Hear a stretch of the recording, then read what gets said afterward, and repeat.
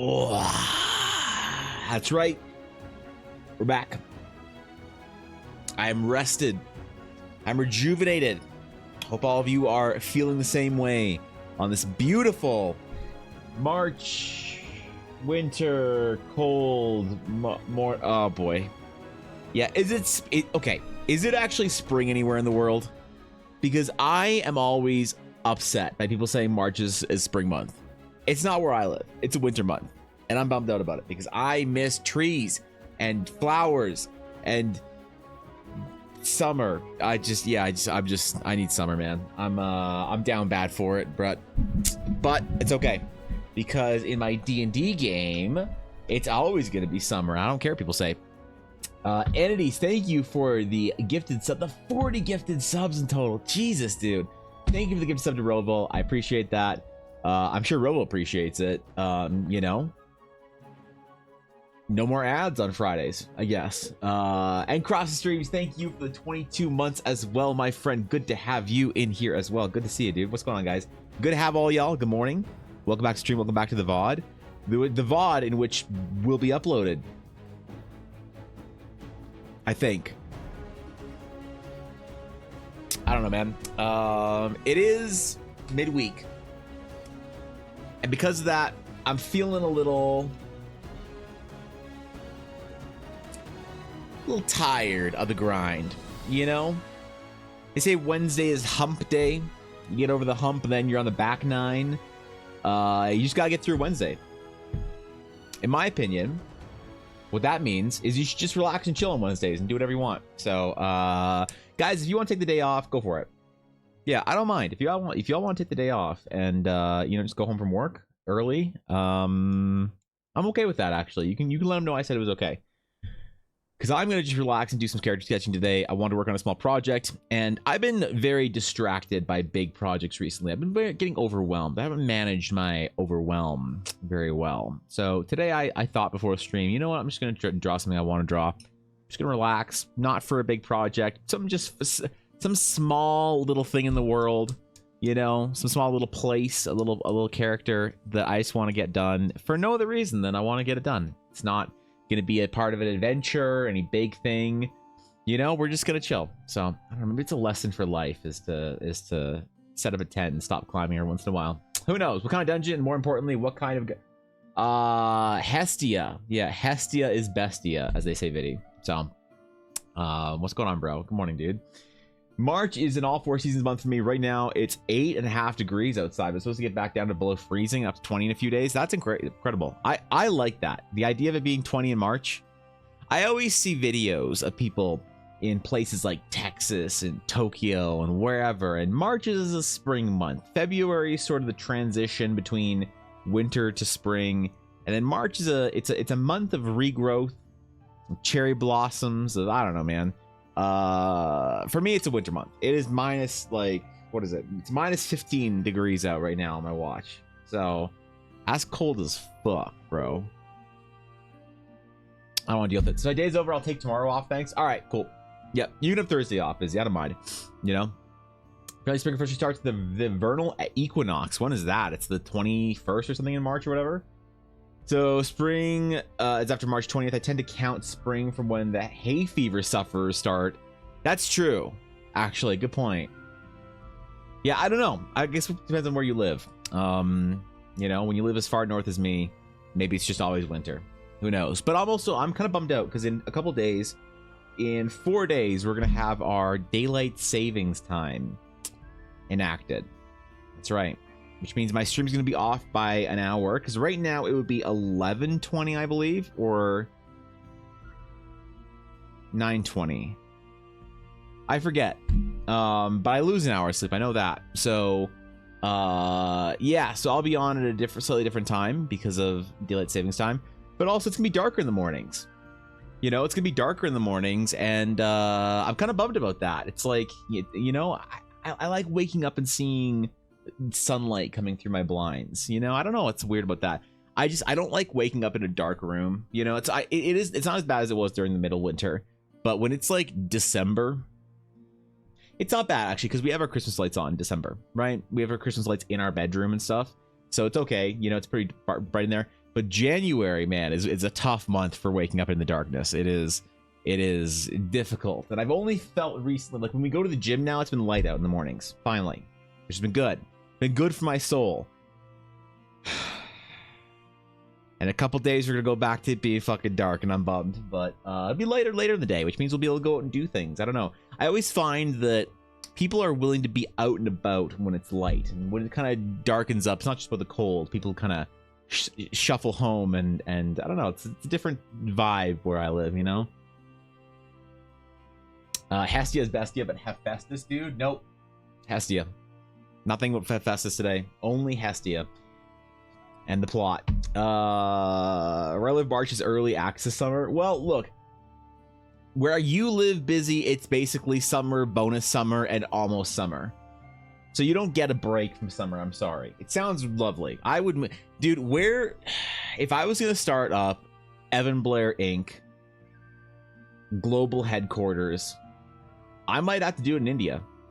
I just need to make sure we have AC busy. So, I don't know. Can you show Dragon from yesterday? Dragon, we didn't finish the Dragon, but sure. I can show you how far we got. I was going to work on it off stream, but I didn't get a chance to. We got this far yesterday. So we did our little block-ins. You know? We did our shadow silhouette shape thingy. And then we blocked it in and did some color, and then we started painting it out a little bit, and didn't get very far. No, actually, you know what? No, we got decently far yesterday. I think for a one-day project, I'm pretty impressed, and I'm not usually impressed, but I had a pretty good day yesterday. I did not get a chance to do much work, unfortunately. So, yeah, that's as far as we got yesterday. But that was a fun stream, actually, doing some painting. It's been a while, so. You're not wrong. I did almost melt into a puddle after being out for 2 hours, though. So pick the fake winter to visit. Yeah, what's it like to live somewhere where it gets like obsessively hot? I don't know. That seems dangerous, I guess. You know, well, I don't know what's more dangerous, the heat or the cold. Both seem like they could suck. You know, we want to live in places that are moderate temperature and rainy. That's where we need to live. That's the goal now, I guess. I don't know what kind of places in the world that actually entails. But for me, if I could move to Vancouver, that'd be pretty good. I've wanted to live in Vancouver my whole life, but I can't afford to live in Vancouver because the home that I live in right now, I priced it out. If I sold this place and we got a place in Vancouver, our place in Vancouver would cost us about $1.5 million. When you live in the Canadian Rockies, middle of nowhere, there's not $1.5 million out here. All right. So I don't think I can move to Vancouver anytime soon. You know, I've thought about it, but I don't think I can actually make it work. But it'd be nice. You know, the weather's decent out there all year round. It's just rainy. I don't mind the rain. I like the rain. The rain's not a big issue for me, you know, because even though it is rainy, it's not obsessively hot. It's not obsessively cold. And it's nice and green out all year round. That's the thing that I really get bummed out about in the spring. The spring is not a nice time where I live. It's all brown and dead. You know, there's no more snow, so it's not all white and pretty out, but it's not also growing either. So it's all just dead outside for a couple months or whatever. I don't know. It's weird. So it'd be nice to move somewhere tropical or whatever. Dude, maybe I should have Evan Blair Art headquarters in Hawaii. Ooh, in Maui. I wonder what it would take to actually get that to set up. You know, what kind of permits and business licenses and whatever else you need. But my sanity's holding on by just a ribbon, but it's not as strong as the one that carries the character's plot. That's true, actually. Well, it's a divine ribbon, so you know. I just want to say for one season longer than 2 days, that would be nice. You know, I'd be okay with that. But do you guys handle seasons in your D&D games? Because I try to. I try to maintain a certain seasonal calendar for my players in our D&D games. You know, there are certain places in the world where it's like this is a warmer or cooler location or whatever, but I try and like set the scene and kind of like romanticize the season, because I feel like everyone can kind of think about this like kind of poetic notion of what every other season is like. You know, when you're in the spring and summer, you're thinking about cuddling up in front of a fireplace with a cozy hot chocolate. when the leaves are turning colors and the wind is crisp outside, and then you're thinking about the cold winter's days, with the bright sun reflecting off the snow and whatever. And I feel like you can kind of make each season sound decent for your players for a little while. You can kind of give them that little bonus, atmospheric effect or whatever. But I always kind of just default to starting my adventures in summer. I don't know why. And I like taking my players places that are warm. I have a location that that my players went to that was supposed to transition into winter, but they're like, nah, fuck that. Let's sail south across the sea and go to the desert. And I was like, I was gonna give you guys winter, man. Come on, bro. All right, fine. You're going to Oahu in May. Ooh, want me to scope it out for you? Oahu would be good. I don't know. Honolulu is a busy city that's much bigger, much more expensive. I've never actually been to Honolulu or Oahu. I've only ever been to Maui. That's where Ella's family lives. So I don't have any idea what the other islands are like. Seems like Maui's the smaller, the largest of the small islands that would be, decent place to put a business. But I feel like Kauai or Big Island or whatever would be too small. And Oahu would be too big, but I don't know, man. These are all just made up words. So, no, actually, we don't know for certain where we'll be going to Maui to see her family in the fall, because apparently there's still issues with people trying to find housing and stuff. And I don't know, it's a whole thing in Maui right now, so I might not be able to go. But I don't know. Either way, yeah, I try and give my players a seasonal sort of, I don't know, rotation. I try and also do some time skips here and there. I like the vibe of saying to your players, like, oh, it's you spend like a week in town. What do you do for your week? Because it also kind of gives your players a chance to kind of form some more connections or develop their character out in maybe more interesting ways, I think. Because it's yeah, you got a week in this town, you've gone off, you've found the relic, and now the researchers, at the Mage Tower say, hey, we need some time to figure out what this is. So just hang around town for a bit, do whatever you want, and we'll get back to you. And then you can handle that in two ways. You can say, all right, well, while the researchers are doing it, you guys, what do you want to do? You want to go look for a quest? You want to go hang out? You want to go take cooking classes? You can do whatever you want, right? Or you can kind of as a DM, force a bit of a time skip. And I like doing that every once in a while. I don't think it's overly controlling or anything to force a time skip once in a while for a week or a month or whatever, here and there. People do it on travel all the time, but people don't do it on homestays, which is it's interesting, because almost you get a different vibe when you say, all right, you get a week off. What do you guys want to do? And then the players have to figure out what they want to do. Okay, let's go to a dungeon, let's go to the quest board, let's go get whatever. And they do a thing and whatever. But sometimes if everything is go, main plot, or side plot, you never get the sort of the Sims part of it, right? Where you say hey, you kind of make it clear to your players they're not going to go on a quest. So you say to them, look, man, you got a week to sit around town. You guys are just chilling for this next week around town. And you don't ask them, do you want to go to quest? You say so what are you guys doing? You have a week of lazing around the city. What are you doing? Right? And then players start thinking about oh, I guess maybe I would, they tell more of a story about their characters that I think is interesting, that it's a complementing story to the rest of their character, which is what are you doing when you're not going on some mad adventure? What are you doing? Are you hanging around the Thieves Guild? Are you working on crocheting? Are you finding dogs to rescue off the street and starting a dog shelter or some shit? I don't know. There's cool stuff players kind of don't think about all that much when they're in their deep character building or dramatic backstory sort of mode, but they think about it kind of yeah, what would I do on a day off? It's kind of like filler episodes. And I always loved those in anime back in the 90s and early 2000s, anime that were really intense. So if you ever watched Evangelion or Berserk or whatever, any of those animes that are really heavy, every once in a while there was an episode or two that was just the cast kind of fucking around, and it was always, in my opinion, the most rewatchable stuff that I would go back to.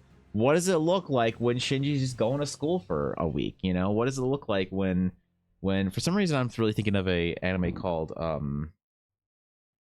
Chrono Crusade, I think it was, with the demon and the hot nun. Whatever, I don't know. They used to do stuff like that. I find that those are little good interjections in your D&D campaign as well. It's more to be below freezing. Now it's 13 degrees, and later it'll be 70 or 22. Great Lakes are weird, bro. Kona and Hilo are really great towns on the Big Island as well. That's true. Like, there is more to Oahu than Honolulu, and more to other islands than just the main sort of whatever. More to Maui than Wailea or Lahaina or whatever.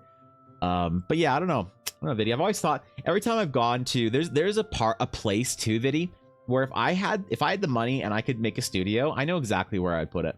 There's this little kind of like new industrial park kind of thing of like, you know, businesses and cool stuff they've kind of built out. Or like a tech park, maybe sorry, not industrial park, like a tech park. You know what I mean? Like buildings designed to be put for like larger businesses and non-tall offices. You know what I mean? So this is kind of like business park, whatever that they just built on Maui that is right by the Maui Brewery. And I put my business in there. I put my Evan Blur studio in there, right in there. So I know exactly where I'd go, man. What's up, Atomic? In your opinion, what's the ideal range for time skip when it's too short? What's too long? I think that if you give your players 6 months, I think it's a bit of a controversial opinion. I think a 6-month time skip isn't too long at all. So people are like, oh, it's more than a month. That's like, ooh, I don't know about that, bro. I think saying like 6 months is enough time to do something substantial, but not so much time that you'd forget about your adventure. You know what I mean? So, but I wouldn't do that often. I might do it like they hit level 10, they sort of end the main plot A, and they're going on a main plot B or whatever. And you give them a chance for like, okay, you've resolved the kingdom here, and you need to go off and deal with this. But the king says, hey, I need diplomacy to resume. I'm gonna be sending some diplomats out, and before we go off and like, you know, try and rally the armies to get together to go fight the bad guy or whatever it is, I'm gonna need a few months. So I will summon you in the spring, you know, or in the fall, and we will resume this quest together, and I'll have the new information for you on what, you know, you all need to do. And then you tell your players like, yeah, man, you got 6 months. What do you guys do in 6 months? And like, think about this.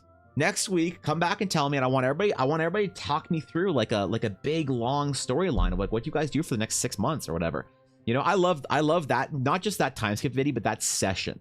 I love that kind of session that I'd have every once in a while. So I don't know, what do you think? Is that too long or what? And like I do a couple days. Like I wouldn't do a time skip. Like I mean, I don't think there's too short of a time skip, you know. But I don't know, man. What do you think? So you got to give players a beach episode? Absolutely. Or the hot springs episode? Yep.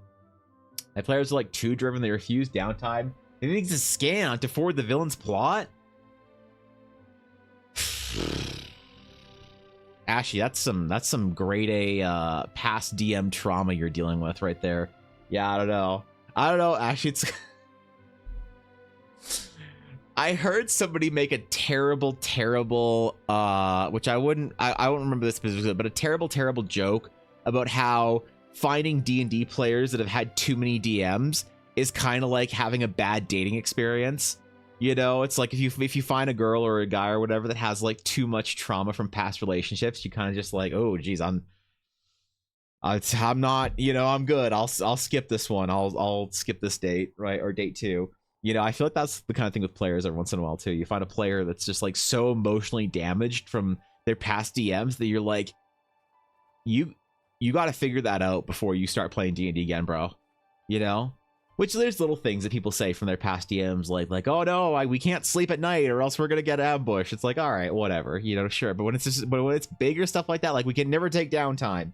It's like, okay, chill, man, chill. Time to go get some, you know, some water. Go take a shower. Go to 7-Eleven, get yourself something sweet, you know, watch a movie for a couple of hours, and then relax, and maybe we can play D&D again, you know.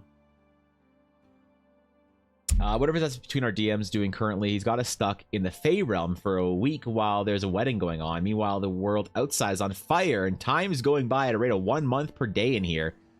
Jesus. Fey realm, timey-wimey bullshit. Oh no, I said timey-wimey. I just activated Bizzo somewhere in the world. Shit. My bad. Yeah, time bullshit in the Fey realm. That's one of the reasons why I never really enjoyed using the Fey realm. I don't like time skips and dilations and whatever. I feel like it kind of gets weird and in like a way that I never like really like. You know, I know it can be cool, but maybe it's just a vibe I never like. Is the idea of that? It's like an anxiety that I don't find there's much of a payoff for. You know, so I don't know. We have different opinions about how we would live in Hawaii. My ideal living situation involves no windows and no doors. No windows and no doors. Damn, bro. You want to live what? Wait, how is that? Well, I didn't say how I wanted to live in Hawaii. I said where I'd put my business. No, dude. I would, if I had all the money in the world. I thought about this when Eldara is like a multi-billion-dollar franchise, and you know I have a decent amount of money to have the kind of lifestyle I want. I'm gonna buy a house in Wailea. I'm gonna buy a house or maybe a condo. I think maybe I'll do a condo in Wailea, and I'm gonna have my studio a studio for something that I do in the Maui Business Park, right by the Maui Brewery. I know exactly where too, so I don't know. Honestly, like think the max would be like a year. There's so much and yet so little that happens to people IRL, and having it reflect in D&D, my opinion, makes it feel more tangible and impactful. Yeah, yeah, I think you're right. Like I'm probably undervaluing or overvaluing a year. To me, a year feels like it's distracting, you know. And in a whole year, if you're really busy, then again, I've had both experiences. I've had years that have gone by in a flash where I'm like, I can't believe I've done all that in a year. And I've had years that have just like meandered, right? So maybe you're right. Maybe a year wouldn't be too long, but definitely feels like I get a little like I don't know, just a little knot in my stomach at the idea of a year. I'm like, oh god, I don't like that. You know, I don't know why. So I don't know. Year's probably fine. Couple of years, definitely too much. Definitely like, oh, you've all been gone for 5 years. Unless it's a big part of the plot, right? Unless it's like a starting point of the plot. You guys go on this adventure. Like I could foresee a game where you like start your players at the end of an adventure, which is actually a super cool way of starting a D&D game. You start your players and you say, all right, guys, you're all experienced veteran players or veteran adventurers. You have gone on this grand adventure, and you tell them this massive story that lasts for like an hour in game, right? And maybe you get the little like choose your adventure things, like at the mountaintop when you would have had to sacrifice your hand on the altar or the hand of this NPC. What would you have done? You got the players kind of like, almost like, you know, when you're playing a Mass Effect game, like Mass Effect 2 or 3, and it's like, what did you do in Mass Effect 1? It's like a comic book. You do that kind of thing for your players. You tell them this grand story. So they are adventures at the peak of their game, and you're like, you found your way into the forgotten mountains of Galathor, and now you sit upon the highest peak at the frigid temple of the Ice Queen. Roll for initiative. And you get your players at like 16th level combat. What you have to do though is you have to make them characters for it. You're like Janet, you're Kaylee the Bard. Right now, you are Kaylee the Warlock. And then she's like, okay, fine. John, you want to be John the Bard, or you want to be Dorgrad the Barbarian? You are Dorgrad the Ranger. Here's your character sheet. And you let them kind of like clumsily like find their way through this last boss fight where they slay the last villain, and you have them heroically triumphantly return to town, and all these NPCs that they would have built relationships they've never met before in game because they've just been playing for 2 hours are like hailing them as the champions. And then what you do, and I've done this twice, and then what you do is say, all right, and you guys go off now to live your new lives. You go out. Where do you go? Where do you go? Where do you go? Where do you go? What do you guys do? And then you let them kind of like confusedly be like, all right, I go to like, I don't know, I become a small farmer, or like I want to go be a fisher, like I want to start an adventurers guild. You have them do all that stuff, and then you have them tell you what they do for 5 years, and you're like, all right, 5 years later, you know, you pick one person. You're like, John, Dorgrad awakens one night in the middle of the night to see a burning red ember in the sky. He's like, okay. You can see it through your window. Your wife, calmly asleep. Your baby in the next room. Not a sound. But you hear this strange ping of metal grating on itself from this ember in the sky. It seems to be illuminating the whole village, but no one's out looking at it. It's just you. And you have some sort of an event that is like the last wrath of the Ice Queen or whatever that like saps all these people of their strength, you know, and you have them like level back down to level 1.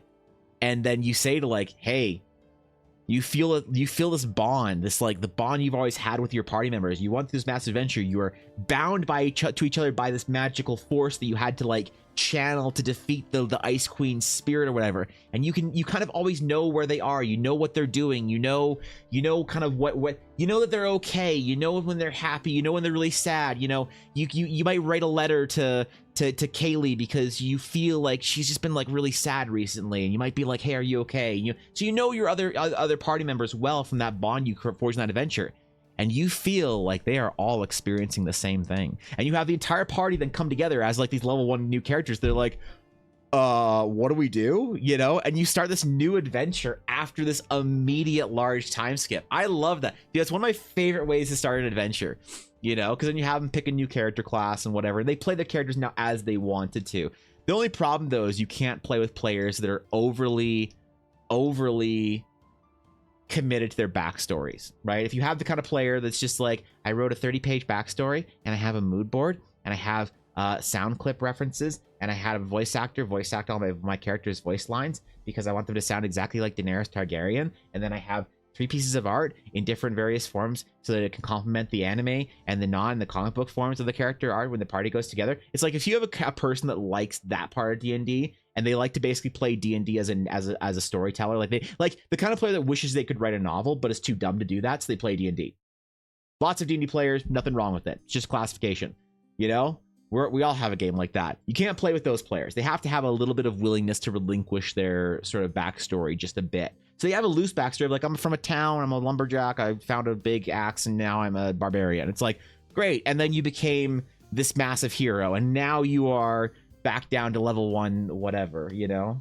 I think it's always a very fun way to start a game, is doing crazy shit like that. But again, you have to have players that are more focused on the plot of the game as opposed to the individual theatrics of their own story. So not a super popular way to play D&D now, I don't think, but I bet people will be down with it if you like let them know ahead of time what's going on. But actually, no, fuck it, you don't let them know ahead of time what's going on. No, all this set actually, hold on, I'm gonna talk shit about this for a second. I think that whenever I have an interesting idea like this about how to like start a new type of game or how to play a different type of D&D game, people will often say that's a great way of playing D&D if you set expectations. It's like, no, fuck that. That's like, there leaves no room for surprise. No, fuck that. No, you just need to play with players that are open. They have an expectation they're going to play as their little bard or whatever they want to make, and you throw them this massive curveball. And if people are so fucking, you know, they have an aneurysm because it's not exactly what they want, it wasn't their expectation, then they can get fucking bent as far as I'm concerned. Screw that. Screw talking about expectations ahead of time. You surprise them, you delight them, you tell them a tale, you know? Because if you're like, hey, there's this expectation, you know, I'm gonna set expectations that you're gonna be a hero and then you're gonna like get down level and whatever, you just ruined the entire drama of that first session. The intrigue and whatever is now gone because you just right? It's like imagine talking to your wife or girlfriend or whatever and be like, hey, I'm going to take you out on a date, and I'm going to say that we're going to go to the movies, but instead I'm going to you know, have a picnic ready that I'm going to cook all day for, and I'm taking you to your favorite park, and instead of going to watch the movie, we're going to have the picnic together, and then we're going to go for a nice walk, and then we're going to go home and we're going to cuddle up and watch a different movie on DVD. That's so when I say movie night, it's like, no, fuck that. Like, clearly you've never been on an interesting date in your life. That's the way you think a date has to go, right? You know, it's part of it is the subversion of expectations, the delight and surprise. And I think the same thing's true with your D&D players. So yeah, actually screw that. Screw setting expectations. You surprise them with that shit. 100%. Times and concert devised by the shadow government. Yep. Tell Bizzo, not me. What I stand with, or where I stand with that is that even after a year of not adventuring with your party, you're able to remember the things about them and work together. In that sense, the bond and kinship that you miss with the adventuring parties, some little 1 to 20 in a span of 8 months. That's true. Yeah. Yep. I agree. Every time I'd gone to the Feywild or adjacent thing in D&D game, it always ends up being a 5 to 20 year time skip, and our families are all dead. Now we have, wait, what? Things we were working towards are now all bygone era? Yeah, man, the Feywild, I don't know, bro. It can get kind of weird. Twitch plays TTRPGs ran by Evan, anyone? I'd do it. I actually, here's the entities. I tried to do a chat plays D&D thing, but the problem is that at the time, like I'll be perfectly honest. You know what the problem is? Somebody always thinks that they're far too clever and silly and tries to be silly. And silly in a way that's just annoying for everyone to watch. It's just painful. So that's why I stopped doing chat plays D&D, you know? And until I started leaning into the meme hard. And then it became a 20-minute meme fest, and then we'd go back to doing art or whatever. So what that same player does that, but also able to yeet the whole concept to begin again. Well, then I think that that's a true like matured D&D player. The thing, like, honestly, I thought it was a lot. There's a lot of information on the internet, I think, about how to be a good or bad D&D player, how to be a good or bad DM. I think more information about how to be a good or bad DM, because people think that it comes with more pressure. So they want to look up more. There's more of a market for DMs trying to figure out how to be a good DM, right? But I think the mark of a really great player is flexibility.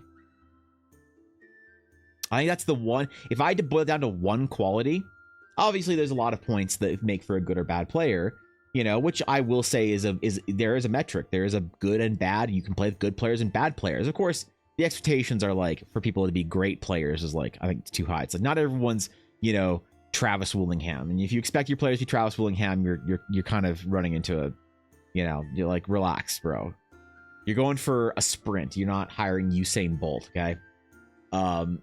But I think that there are good and bad D&D players, and I would never care enough to tell somebody my opinion of them if I thought they were a good or bad D&D player, unless they really wanted an honest, you know, evaluation from me.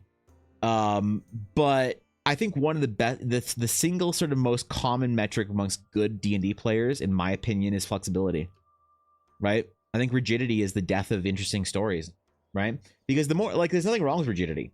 I just think that if you're a very rigid storyteller in D&D, I think that you absolutely should write a novel. I think you'd be way happier.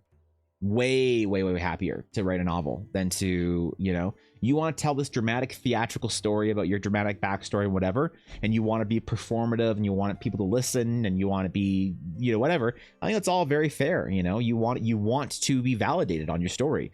But I just think the price of that validation is that you must be flexible because you're also playing a game with 4 to 8 other people or whatever, you know? So yeah, I think sure. Just set an expectation of not 10-page backstory, maybe, yeah. I'll play a game where we start has the players as children/teenagers who are taken by witches and hags. Ooh, that's kind of cool. They don't know how long they've been in the magical sleep.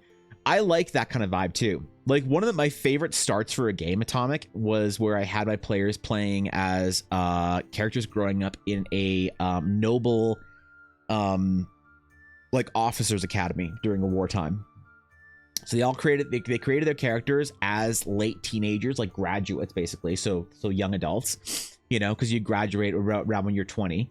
So young adults, kind of in that Harry Potter and sort of way where you have like this entire school of youngsters all the way to young adults.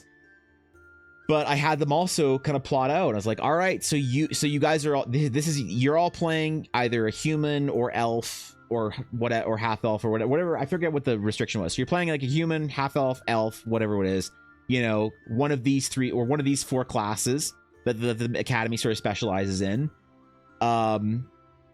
Now let's learn about what you guys were like when you were kids. So when you all came to the academy at the age of 6 years old, like what were you like? Like who were friends? When did you guys all become friends in your group?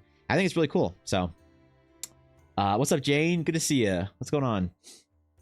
The call I think is best when anyone play TTRPG is improvisation. Well, I would say that's part of flexibility. Like I agree, improvisation is important, but in my opinion, improvisation is determined by flexibility in a lot of ways. Obviously, it's more complicated than that. That's the thing. If I'm trying to generalize as the most important quality that I feel seeps into everything else in your D&D game, that's an attainable, achievable goal for a player to work towards to be a good player, it's flexibility. because you'll be able to improvise more as a flexible player. You know, it just comes with the territory. And so a lot of these other things that come with like, oh, well, this is an important skill. I'd say that skill is built by flexibility. This is an important skill. That skill is informed by flexibility. That's kind of what I mean is the one important quality that I've noticed, you know? Have a no holds barred brutal review of my me as a chat participant. As a chat participant, a brutal review. Entities, I think you're a wonderful chatter. I think you very rarely ever say anything that is out of context and or annoying or whatever. I think that your general contribution to the chat is fairly topic serving and conversational, which means that you're very good at that and you're very aware of it, as opposed to self-serving. You know, very rarely, like, if ever, can I think of you having just like sort of power slid in and derailed anything. I think you're a great chatter. You're a magnificent part of the community, and you get an A+, bro. There you go. I'll be honest, man. I'll be honest, dude. You know, people ask for it. You probably, I will be honest, unless somebody has microtransacted to a certain point, and then I'll just give them a good review, right? Like if you have like a Ruby Crumb, you're doing great, bro. You know. Oh God.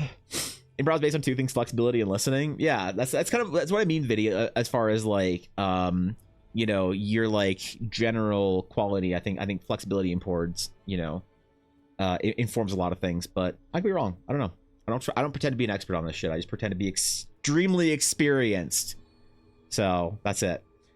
Round of level 0 campaign. What's up, Thorkin? Round of level 0 campaign where they did kid stuff and sought apprenticeships which led to what they eventually got their first class level and then time skipped to after inciting apocalypse. Yeah, I don't know. I think it's great. Like I love D&D games where you set your sort of, you build your story. Like my biggest opinion. So you know why Elle is the best D&D player that I think I've ever played with? Because she builds her characters and her story and her backstory as she plays the game. She doesn't ever walk into the game with expectations. She walks into the game with, I think, the best kind of expectations, which is a vibe. She walks in with open vibes, where she's like, I kind of want to be a paladin. Like, I want to be like a big, cool paladin. And I'm like, that's a great vibe. Yeah, I'm 100%. She's like, and I want to have like a cool, like, I don't know, like a story of like, you know, pursuing evil and stuff. And I'm like, yeah, like a crusader from Diablo. And she's like, yeah, right? Like she has this idea of a vibe that she wants out of her game. And she doesn't have specifics that she needs. She's not like, oh, I need to have the you know, I need to have a family of nobility that you know, I was exiled from when I was 14 years old, and now I have revenge that I need to swear against my count father who has imprisoned my younger sister, and I need to rescue them from the manor, and if I don't, then the demon blood in our bloodline will take me and I will become a priestess of Orcus, the whale demon from the 7th layer of hell. And you're like, wow, that's a lot we got to get to in this game, isn't it? Yeah, I guess if you want to have a fulfilling backstory, we gotta get to a lot of things for you, don't we? You know. And I find that the best players that I've played with are the players that walk into the game with expectations on vibes. You know, like they'll say like, oh, I want to be for like come from like a noble family of like infighting and political intrigue and stuff. And I'm like, oh, sick. All right, you know. And then I can craft a story for them that is hopefully satisfying, that ties to their backstory, that relates to the main plot, you know, as opposed to taking something that really doesn't fit with the main plot and trying to kind of just like awkwardly force it in. Do your best to make it fit, obviously, as a good DM, but you're also still kind of forcing it in, you know. So, but listen, don't forget, I have a very different view on D&D than a lot of the contemporary 5e players. So you know, I always sort of like preface my opinion as I don't like to try. A lot of people I think online who talk about D&D try and make themselves sound like authority figures because people gravitate towards that. But I never try and make myself sound like I'm not the expert on here. I know a very specific way of playing D&D that I like, and I think I'm pretty good at it. And I think that I recognize people who are very good at what they do too in their specific styles. And I think that if you play within your style you like, you'll have the best time. But you know, in general, no, man, like I always try and preface stuff with like, look, this is what I think is the best way to play D&D, but also I understand this isn't the popular way. You know, that people prefer to play the more theatrical, critical role style of everyone. We're having the Caleb episode where we're all gonna watch Caleb do his backstory. Okay. And now we're gonna have the Jester arc where we're gonna spend 3 days watching Jester perform her backstory. And it's like, sure, you got a group of friends, you want to watch your other friend be the backstory, whatever, and you're just gonna sit there eating popcorn the whole time, watching, having a blast. Go for it, you know. But when you do that, you don't get Lord of the Rings. And in my opinion, I don't ever want to sacrifice Lord of the Rings for Critical Role. You know, not to say that that's a bad thing, but it's just a different way of doing D&D. So I don't know. Play to find out is my favorite way to play. Yeah, I think it's a good saying, I guess, or it's a good way of thinking about it. Question on the Blackwood method. As backstory is discovered, does that remain consistent or does that change as the plot progresses? So what Ella tends to do is she tends to not commit to things, right? She'll say something like, you know, I'm a noble from, you know, she's a noble from the village of Hearthwood. And she doesn't have like a lot of, it's a very fuzzy picture. It's a very low resolution picture. She's a noble from Hearthwood. She's got, you know, her family is a small noble family, decently well liked amongst the kingdom. Sure. And then as there's opportunities to have things happen where it's like she doesn't know about the individual family members, she doesn't have it all like mapped out. But there's this like royal gala, this ball that's going to be this event that the players need to go to where they need to be dress up and be all noble. And at that point in time, you know, Ella meets the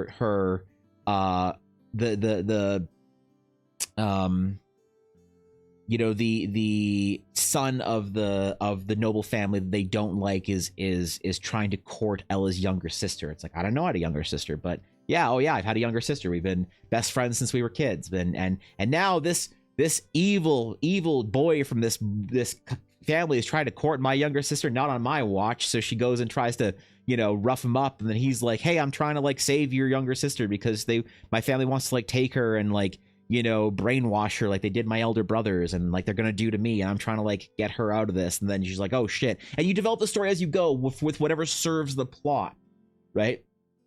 In that kind of way. So you have an idea of things, but you keep it fairly low resolution until you sort of need to clarify and need to specify.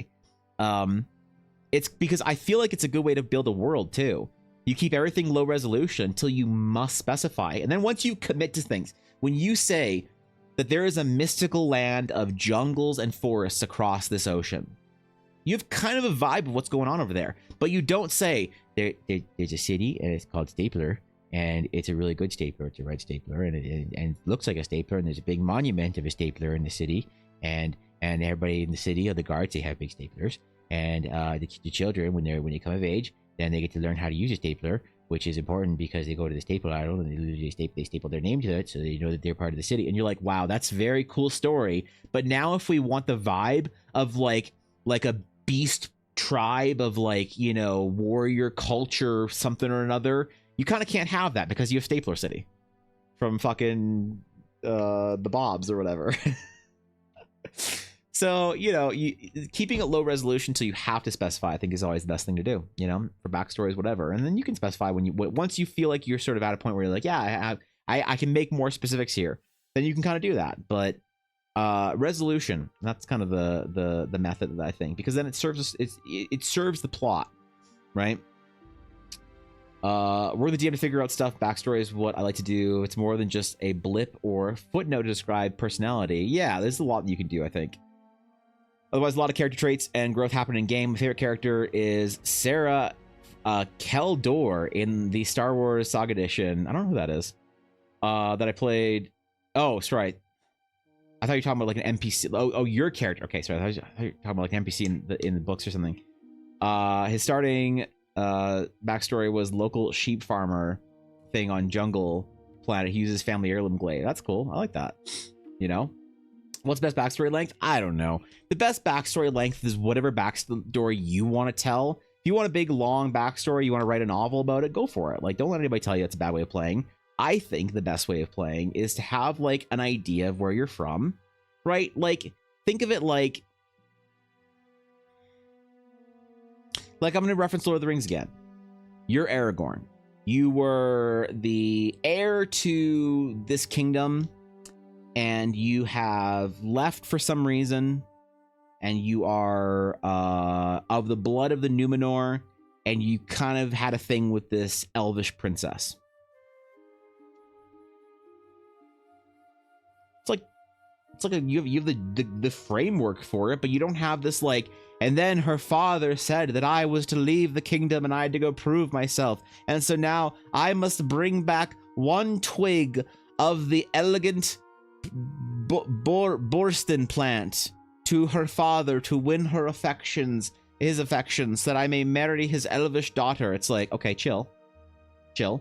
You can leave it at her family wasn't super keen on you, whatever. And then at some point in time during the story, there could be like an opportunity for you to prove yourself to the elvish peoples to win the father's affection. That would become more, that would be revealed to you as a way to fit into the character, the plot for your character, you know? So I think just being too specific and non-flexible about it is the issue. The analogy is something like, I want to plant the seed here, but then me and the DM decide what plant it turns into and when it needs to come up. Kind of, yeah. You know, like Ella will also say things like, hey, like she also plays in service to the story. So she might say to me like,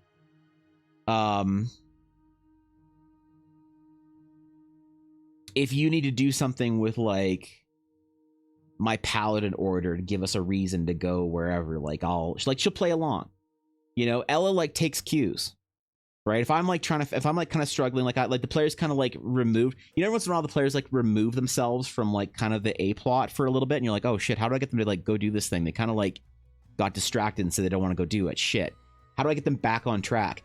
Ella's very good at sort of going with the flow, where it's like, you know, all right, we found this lich relic. What do we do now? I guess let's go sell it. Let's go sell it and make a lot of money. And then we'll go like to the brothel. And it's like kind of like, oh shit, like you're supposed to like have somebody look at the lich relic and be like, oh no, this is a big deal. You guys should go save the world or something, right? Take this across the ocean and go seek out the sage, you know? Like, you know, when Gandalf is like, you know, like, Frodo, the ring is evil. Oh shit, like we gotta go. And Frodo's like, okay, fuck man, I guess we gotta go, right? And that kind of Rick and Morty like interaction. Your players sometimes don't do that. They're like, no, I got pickleball later. And Gandalf's like, no, we have to take the ring to Mordor and to the Council of Elves. And imagine Frodo's like, sounds like a Gandalf problem, bro. I got pickleball, so sorry, man. You know, your players occasionally do that unintentionally, right?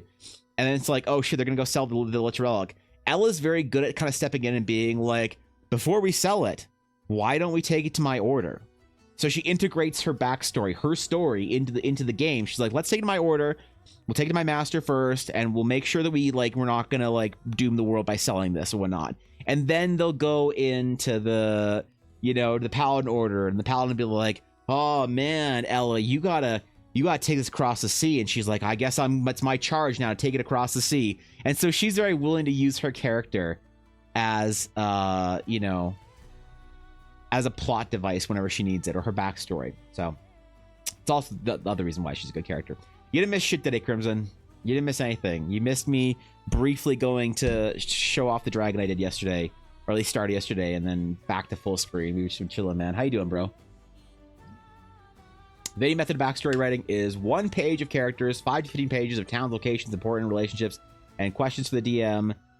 Using the low-res analogy, I guess I need to know where the borders are, but the center is still amorphous.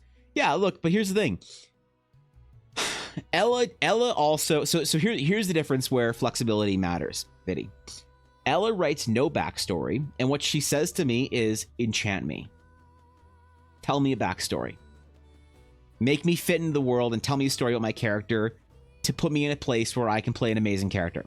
So Ella has full trust in me to like tell her a cool story, basically, and to help her like Like she's like, I want to be a part of this family and like a noble family, whatever, blah blah blah. Okay, cool. And then I'm like, great. So you're part of the noble family of the Hearthwoods, and they are a well-liked, small, you know, whatever, and blah blah blah blah. And she's like, that's fucking dope. And I'm like, and you have like your family raises mastiffs, and she's like, I get a fucking mastiff, and I'm like, you get like 8, bro. And she's all psyched, you know. And so that is flexibility, but with like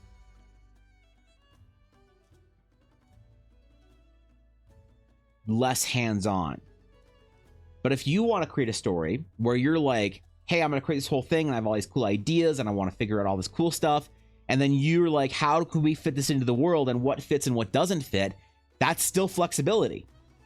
Because you're like willing to like say, hey, I really want to be from this town. I want to be this like the third son of the Viscount of this town, and I want our family to have made our fortunes off of the wine trade, and I want to be a duelist that was taught from a young age how to use the dueling arts, and so I've translated that into my warlock spell casting, and now I'm a elegant warlock hexblade that is the blade of like the fourth front of our lands, like you can say on the frontiers, like on the blade of the frontiers, and then I have this like demon pact with this like, you know, hot mommy demon chick that wants to help me save my father, who exiled me because I made a pact with her, and he has no idea that I did it for him and our dukedom. And you're like, Jesus, dude, stop playing so much Baldur's Gate, you fucking weirdo. But you're like, how do I make that fit into the world? You know? That to me is fine too, you know, because you're like, let's try and fit it in, and then we can try and fit it in together and make sure that it all works, and then there's like cool stuff for you to do down the road that has to do with your backstory.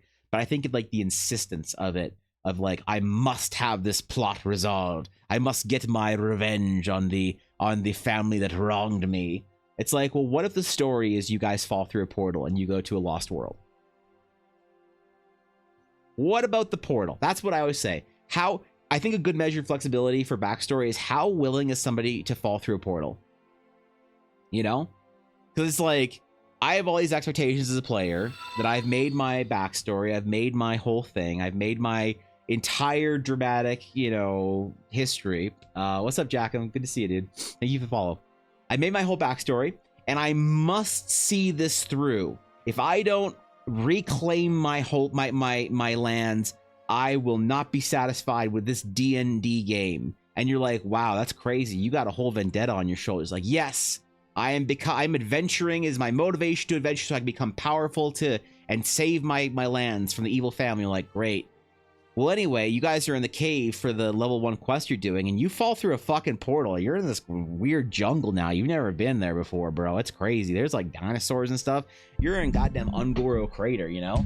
Like, that to me is like a bit of a test. It's like, so how well do you sort of like handle falling through a portal? But I don't know. All right, let's do a warm sketch. You haven't done a warm up yet today. Let's get it.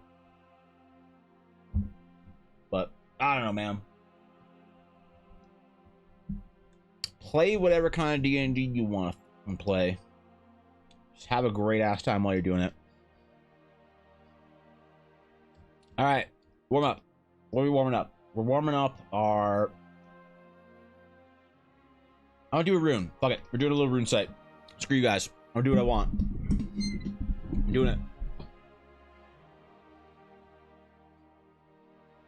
And no one can tell me otherwise. I won't even listen.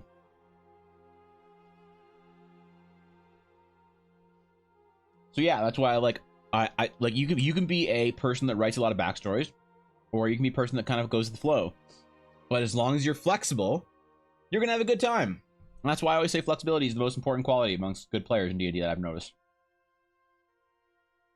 If you're willing to go with the flow and like, all right, I guess we go through a portal. Like, I always kind of think about it as, does your story fit into Lord of the Rings for you to be satisfied? Could you be whisked away on a grand adventure?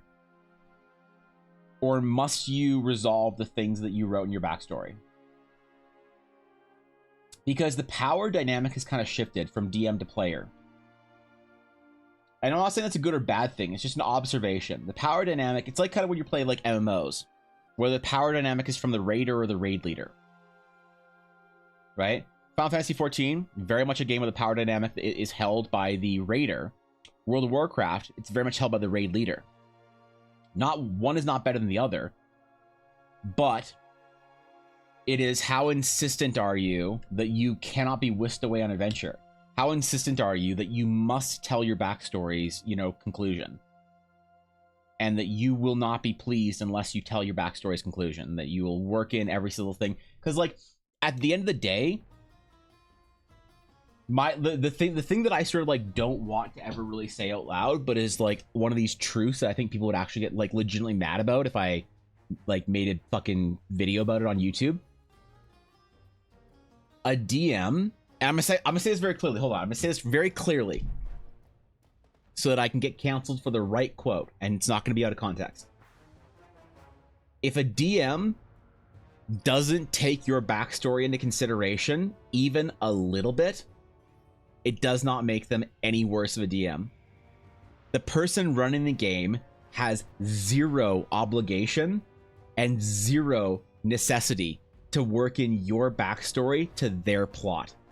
They are the game master. They run the game, and they're supposed to be, if you're going to put all the burden of running the game, of placing the plot, of creating the world, of making the stories, of making the quests, of balancing the enemies, of creating the reward structures, creating the incentives, you're going to place that all on one person's shoulders.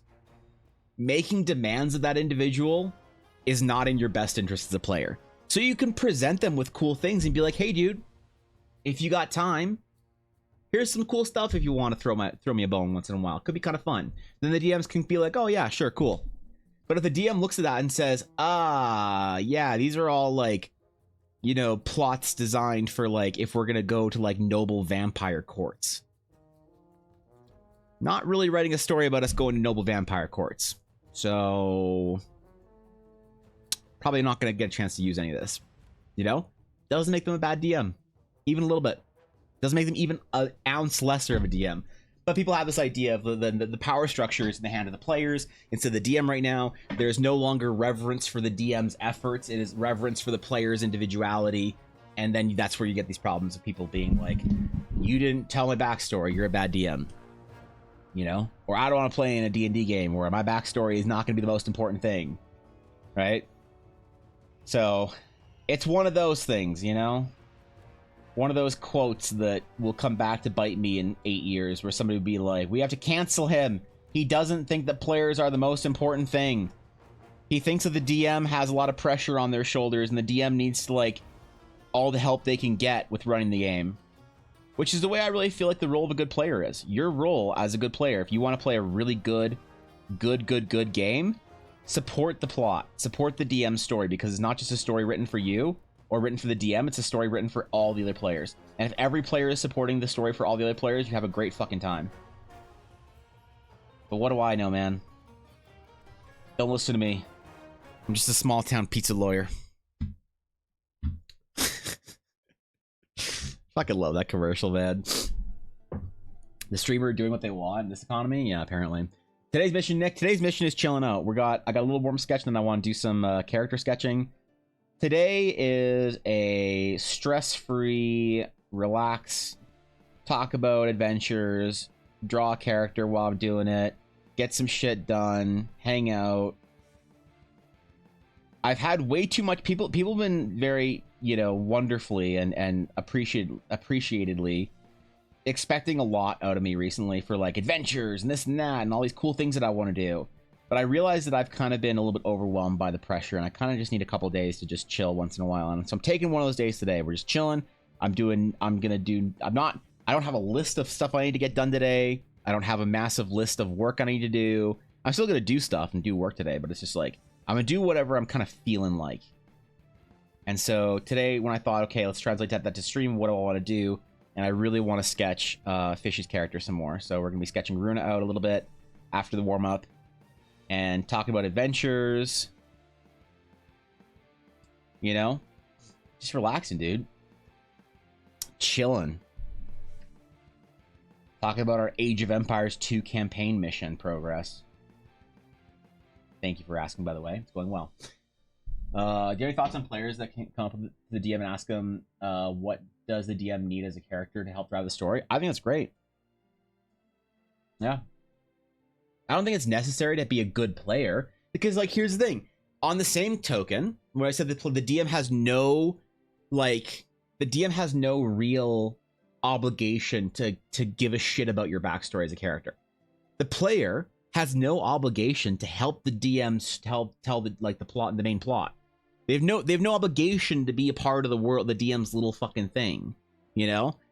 And so when a DM reaches out to a player and says, "Hey man, how can I help you integrate your backstory in this adventure? Like let's do this together." And a player says to the DM, "Hey, how can I create a character that helps reinforce the storytelling you want to tell for us?" That's like that's the marriage, man. Then you got the juice at that point in time. Right? Like as a DM, if somebody said to me like, "Hey, can I create a character that sort of like helps you tell a story, whatever?" I could think to myself like, "Oh man, I really wanted to take you guys to this like dragon folk capital. It would be super fucking badass if you played one of the dragon folk. Like that would be sick. And then you could we could have this whole story of you like going home, you know, and you need to you guys will get this like cool thing at some point in time. And I don't want to spoil it, but you'll know when you get the cool thing, you will know that the person that can like answer the question about the cool thing is probably the like elder at your village, the like sage or whatever." And then players are like, "Oh, fucking dope. I'll create a cool, like, badass dragon folk guy." And then yeah, you're working together on it. But the player is under no obligation to make a character that, you know, but that's obvious to say. Here's the weird thing. It's obvious to say, and this is an example of how the power dynamic works right now with D&D players versus DMs, which power dynamics may be a weird, like, 'cause I don't want to say hierarchy. Maybe somebody can help me figure out a better word than power dynamic. Maybe power dynamic's a fine word for, I don't know. But here's how that balance works. There is no, if you say the player is under no obligation to work to make their player character in service of the DM story. Everyone says, "True, of course, yeah. Yeah, that's obvious. You don't need to say that." But when you say the DM is under no obligation to take the character's backstories into account, some people are like, "Oh, I don't know about that, man." Like, "Ooh, but like, what about a good DM? Like, you want your players like they have problems with it, right?" It's like, it's kind of interesting to think about, you know? It's like, how did that happen? Might feel nice or cool. Ultimately, it's their choice to incorporate it or not. It doesn't mesh with you. You can try writing a book or DMing a game or finding a different DM. Totally. Yeah, if you want a DM that is just like a person that will run the game of D&D for you while you tell your backstory, I think you should be able to find that DM and play with them. I think you have every right to play the game the exact way you want. It's the kind of way I feel about art, right? I am not an artist that lets people micromanage me. If somebody gives me like reference for every little thing and they don't want any of my creative input, they just want like me to draw this exact thing the exact way they want to do it, I won't work with them because that's kind of soul sucking for me and it's not fun. It's not interesting. And if I have opportunity to work with clients that are interesting, I'm going to work with them instead of that person. But I think that person is not a bad client. They just are not the kind of client I want to work with. And so I think they should be able to, they're paying money. They should absolutely be able to find an artist that they can get exactly the precise thing they want.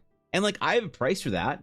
If somebody says like, "Hey man, I want you to do this exact thing and that exact thing and this, that, blah, blah, blah, blah," and I'm like, "Hey, you know, that sounds like a really cool idea, bro. I don't think I'm the right artist for you. Definitely think that you should try and find an artist that can do that for you because you know exactly what you want. You don't really want any creative input or whatever, or any design collaboration. You just want this exact thing. Like, absolutely go find an artist to do that for you, but I'm respectfully not the artist for you." If they said how much, there'd be a number. I'd be like, double. And they're like, "Okay, cool." Right? Like, it's just about finding that sort of like people that are willing to do like to meet those expectations, you know? In art, you know, commissions and in Dungeons and Dragons. It's all a very interesting kind of relationship that you form with people. So, who has time to write a backstory in their 30s anyway? Yeah, true. Clearly not anyone who has time to get back to their fucking DMs. Holy shit, bro. God damn. Just imagine. What the fuck?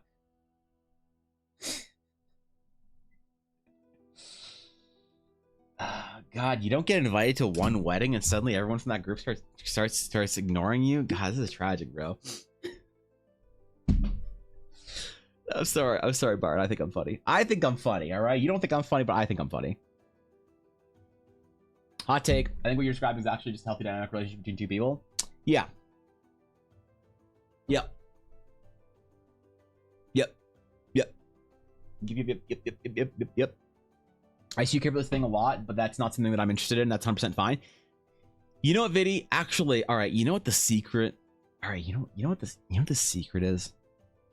My secret hot take that would 100% get me canceled if I said it out loud. Because I know nobody watches my stream, no one clips my stream, Blaze doesn't upload the VODs, Bizzo has it on another tab muted, people are collecting channel points for the Monka transaction, they're not even fucking watching. I can say this to you. My super toxic hot take for D&D is that the quality of your D&D game is proportional to the ability you have as a social individual. And I know, as a DM, as a D&D player that struggled deeply with social skills as a kid, I learned to get better through D&D. And a lot of people do. D&D is a safe place for people who are not socially on the pinnacle of humanity. But the better you are socially, the more you can understand and navigate relationships like that, and the way you said like that, Viddy, the better you are at D&D. And people hate hearing that. Because they're like, oh, I have problems in social situations. I'm like, well, maybe that's the cause of your D&D problems. And it's like, I hear it all the time when someone describes an issue in their D&D game or in their adventure or their D&D group. I'm like, this is an issue of you guys not having a good communication skill. You and the other players are flailing. You're just flailing like magic carps at level 19. Not even Gyarados, is all you have is flail and splash. All right? You guys are just splashing around, not able to do this thing. That's why you're struggling in your D&D game. And so you have to find like people who are socially inept in the other ways that you're socially inept in a complementary ineptness, so you form one cohesive like ineptitude that like gets along and has a great time. But you can avoid that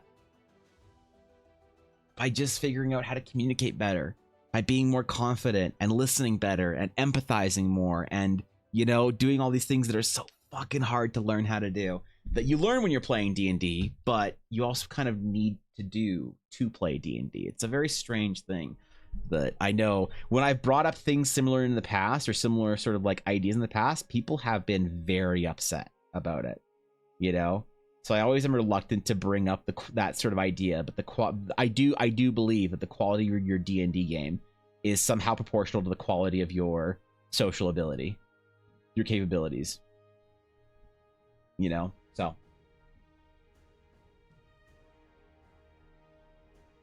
I said it. Leave me alone. Why is that resident sleeper, Guapo? Fuck, man. Like a mock social situation heightened? Kind of, yeah. Learn by trial? Totally. That's a bit too spicy for me, for most people at the table, but I 100% agree. Admittedly, D&D is a great tool to help build those skills and can also be used in scenarios where people don't have a place to do that IRL.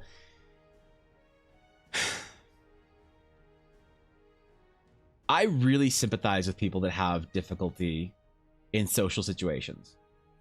That communication is hard for them. Understanding others is difficult for them. Whatever it is. Because I grew up like that. But I also know that it's that some people try and make it kind of like part of their identity. They're like, oh, I'm not very good in social situations. It's like, okay. It's like, you're also kind of fat. What do you want to do about that? Well, I guess I'll go to the gym to fix that. Okay, so why don't you go fix your problems with your social issues? And it's like, oh, I can't do that. That's who I am. It's like, no, it's not who you are. Like, your shortcomings that you are frustrated by, whether it's social or physical or skills or whatever it is in life, you can go fix that, man. That's the human condition and spirit, is you get to learn shit and be better and stuff. I never liked the idea of somebody just sort of like passing off and being like, oh, well, you got to forgive me, I'm not that like good socially. It's like, oh, okay, like you can get better. Like, I believe in you, you know? You can here's how to listen, here's how to communicate, let's talk about this, let's figure it out. Because I did that. I went on a training arc. when I was in high school. My goal is, it's so fucking pathetic to say, but I when I was homeschooled. I went to, you know, grade school normally, and then I was homeschooled for a couple grades. And then when I entered junior high school, I was like, Mom, I want to go back to school and be around kids. And she's like, okay, sweetheart. So I went to school as a socially awkward, underdeveloped, whatever individual that couldn't talk to people. And the only people that I could talk to were the other nerds that I could have something in common with. I couldn't talk to normal kids. I didn't know how to, right? Unless we played Magic or whatever game we played together, or like watched the same cartoons or some shit. I couldn't talk to people. And it really bothered me because, you know, this isn't, of course, I'm not making a statement amongst like, this is a definitive thing, but in my time in school, generally, the girls around me were not interested in this kind of stuff. High school and junior high school girls were not interested in games and anime and card games and whatever, the ones that I went to school with. And so I realized that I went all through junior high, and I developed this friend group that I, you know, loved, but I couldn't speak to a single girl in my class. I didn't know how to. It was terrifying, you know? So I went on this like training arc between junior high and high school where I forced myself into these situations where I was just surrounded by girls my age, you know, whether you go to various clubs and activities and stuff. So I forced myself into figuring out how to talk to these creatures about something other than my fucking Magic the Gathering or Yu-Gi-Oh cards. And so it's like you could, like, I get it. I get what it's like to be on that end of like, fuck, I just don't get people. I can't understand what they're thinking. This is stressful. And I know that like you can, you know, so I never like the idea of like people saying like, oh, I play D&D like, you know, because I'm not a very social individual, or I don't have these skills or whatever, and I never will. It's like, don't limit yourself like that, bro. You know, if you're having problems with your DM because you're not communicating properly, then figure out how to fucking communicate properly. If you're having issues with the other player because you're not talking about how like your expectations for how you want to be treated in the game and whatnot, then fucking learn how to talk to another person about that. Like, it's not something that you can just like say like, oh, well, I don't get along with this person because like I don't know. I'll just go play a different game, I guess, or find a different group. Like, nah, man, don't give up. I believe in you. I don't know. That's a hot take. Right. Did the same, yeah. Social skills definitely improve, speaking from experience, as long as hard path, but it's a worthy one. I think so. Yeah, I definitely think so. I was super lonely because I couldn't like talk to people. I felt like I didn't know how to. It just gave me fucking anxiety. I had like panic attacks when people would come and talk to me. And I also like intentionally kind of like sheltered myself inside of my hoodies and inside of my hobbits, inside of my books, to just avoid being like approachable. Right? It was a big thing for me. Like, I just wanted to avoid being seen and approached as much as possible. And then all you have to do is just, you know, forgo all feelings of shame and, you know, be willing to be humiliated, and then you're fine, right? It's easy. No, it's really hard, man. It's really, really hard. But it ain't impossible. Everyone deserves to feel comfortable with the people around them. You learn how to talk to people better, you learn how to understand people better, then you learn how to play D&D better. It goes with the territory, you know? Goes with it, man. But, I don't know. Hot takes over, I guess. Alright. Being socially inept. I have to be less socially inept and make friends with an anime girl on the internet, and in doing so I have to draw a D&D character for her, so. And I can vicariously live out my dream of being an anime girl by looking at all the creepy shit she gets in her DMs. So there you go. That's what we're doing. No, I really want to draw Runa today. I don't know. I felt it. I felt the pull when I was like, what do I want to do today? Not what do I have to do. I got Patreon coming up. I got World Anvil articles that I need to do stuff for. I got this list of stuff for the adventure. I was like, fuck that. What do I want to do right now? I was like, you know what I want to do? I want to draw this character up for issue. So Being a DM and a player have definitely helped me understand the value of communication through player or DM issues and time management. I hate time management. Awesome to hear your journey through it. Yeah, it was cringy. It was cringy. It was awful, you know. But I still don't think that I'm. Here's the thing. I don't think that I'm a very good at being social, but I'm very comfortable now, which is like maybe that's the definition of success. I don't know. You have to, right? Like I know I'm still awkward and uncomfortable and whatever as a human, but I'm not uncomfortable in my own self, I guess, if that makes sense, around others. So, what's up, Azura? Thank you for the 8 months. What the fuck? That's a long time, bro. What's good, Azura? What's good with you? Good to see you. Thanks for chilling out with me for 8 months. That's a long time to forget to cancel your sub, though. I'm impressed, really. I've gone weeks forgetting to cancel Patreon subs or Netflix or something like that, or Disney Plus. I never gone 8 months though, so that's a long time. Appreciate that. Hope you're doing well, relaxing, being good.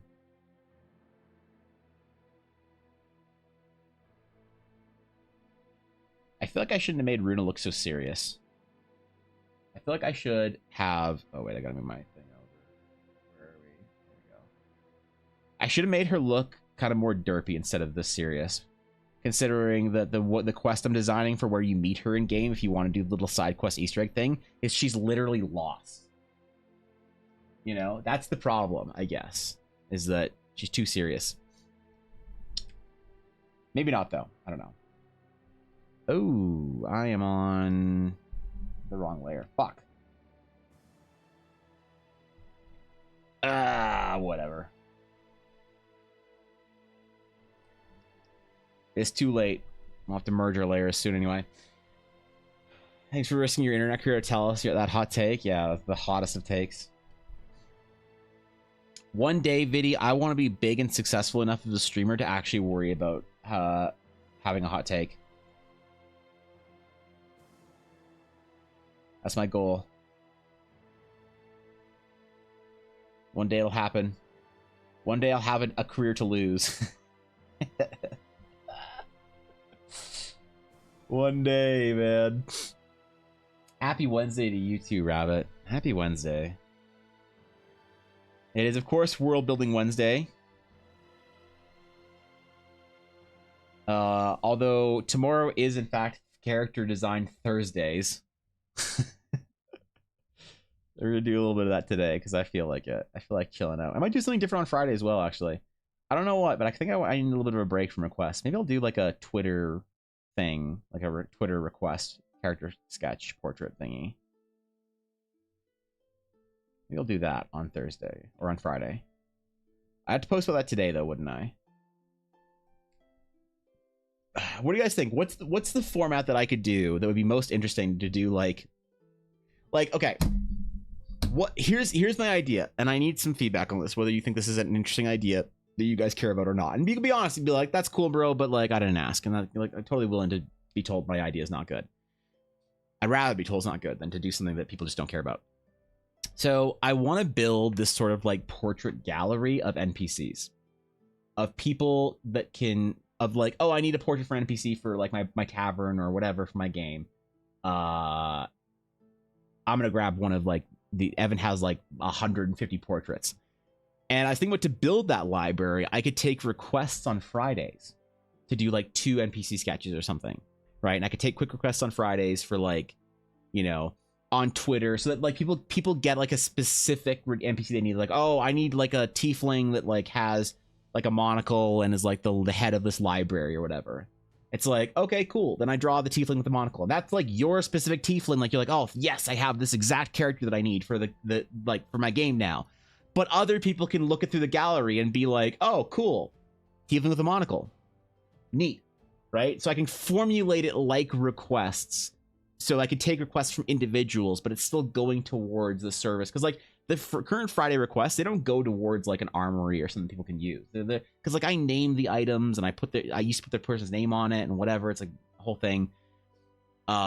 But if I just sort of make it as an open gallery, then it's just like, you know, anyone can use it. It's whatever. It's for everyone, I guess, in that sense. But people get to like request a specific thing they want, you know? I don't know. Is that like interesting, or is that kind of like, eh? I'd rather have like something more specific. I'd rather be able to commission something instead, you know, or like whatever. Like, I don't know. Would that be a good Friday, or is that kind of boring, or what do you guys think? Character Thursday is the best. Yeah. Definitely don't make me call Fish on you. Fish is too busy. Yeah.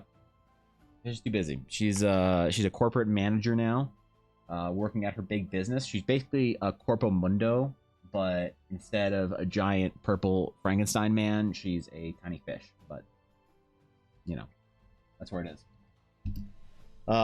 Be cool. Okay. If I could do it, you could do the same thing with items.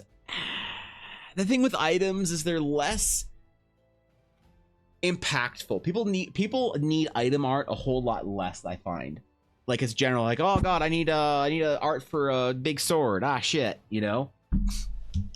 Right? Like, they need that a lot less than I find than DMs need characters for their game or whatever.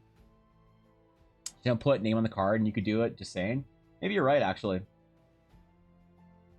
Yeah, we could build an armory out for items as well. Yep, you're right about that. So, okay, all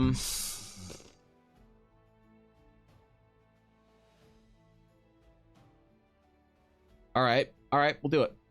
We'll do it. Fine. What's a good example of a character portrait that I'm willing to do for this?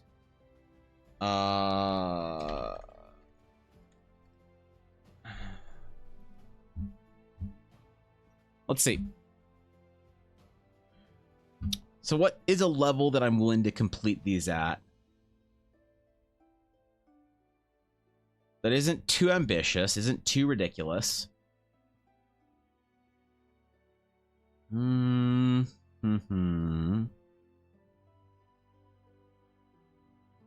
you know what? This one was good. Oh, these were the existing giveaways. Oh, why don't we ever finish that one?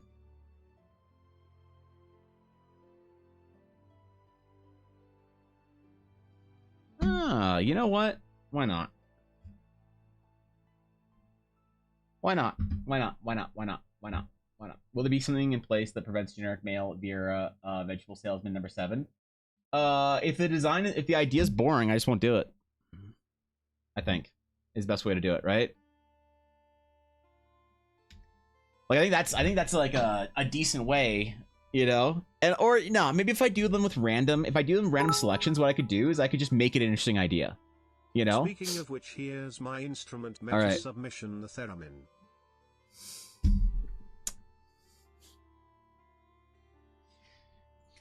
If you create a theremin bard, Azura, I will be impressed, alright? You're just like lugging around this, like, how would you even hold that or whatever?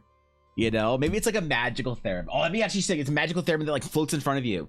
It's like it like unfolds or whatever, the pieces, and like creates this magical sphere that you just sort of like manipulate your hands into. Fuck, I'm gonna do that. That's a great idea. Anyway, thank you for the 100 bits. I appreciate it. Use Sexy Withers. I'm not using Sexy Withers. Come on, man. You can't do me like that. I'm not gonna. Nah, man. No. Hey, you know Max Dunbar does on Twitter? It's pretty pog. He does it through polls. Yeah, it's not a bad idea actually. But I kind of want people to be able to do specific requests because I have a small enough following on Twitter where I can if I take specific requests every Friday for, let's say, a year, and I do two characters every year, I'll be like 100, or every Friday, it'll be like 100 and something characters at the end of it, you know, 104 characters, assuming I don't miss a week. Most people who want something specific could get what they want, I think. That's kind of my it's not like I have thousands of people that want stuff that I couldn't get to all anyway, so I just try and like democratize the selection, right? Why have an instrument at all? Gloves that, depending on the position and hand shape, affects the sound generation. Because last time I suggested something non-Baroque to Dashto for a bard, he had a small seizure and doesn't remember the next 3 days. Yeah, we played Star Wars D&D for 3 days that he doesn't remember. He just couldn't handle the idea of me not doing some fucking Baroque ass like cello or whatever. God damn it. All right. So Friday character character requests are coming back for a while. I want to build.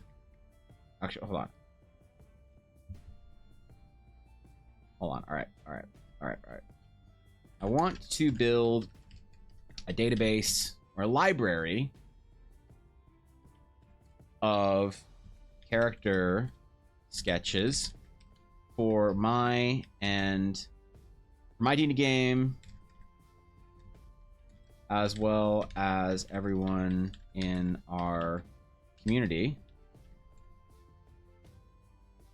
I want to build a library of character sketches for my D&D game, as well as everyone in our community. So Friday character requests are coming back for a while. If you have a character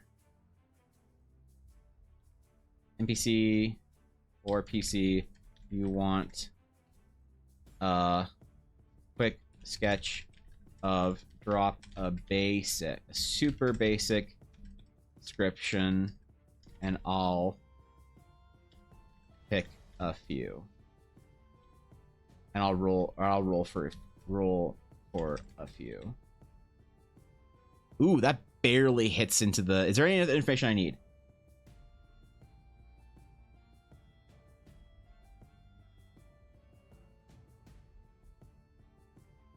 And I'll roll for a few for this Friday. Is that? I don't want to try out an article composer. Take some traits and build an NPC RAM generator table. That'd be cool, actually. I'll build library character sketches for my D&D game, as well as everyone in our community. So Friday character sketches. So Friday character requests are coming back for a while. If you have a character you want, you have a character that you want a quick sketch of, drop a super basic description, and I'll roll for a few this Friday. Oh wait, I don't have a limit for my posts anymore, do I? Because I gave Twitter money for a month to see if it was worth it for our experiment that we're gonna. Okay. Okay. I want to build a library of character sketches for my D&D game, as well as everyone in our community. So Friday sketches are coming back. Requests are coming back for a while. If you have a character that you want a quick sketch of, drop a super basic description, and I'll roll for a few, or I'll roll for a few this Friday.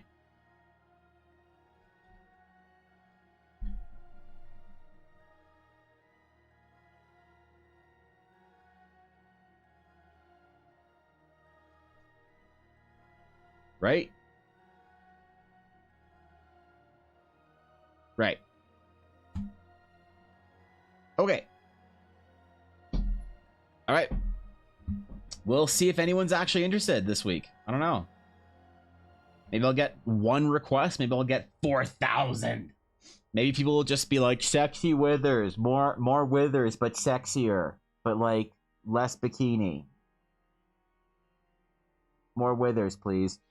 No, I am never doing this style of like half anime abomination ever again. Fuck you guys. You're never getting it out of me ever again.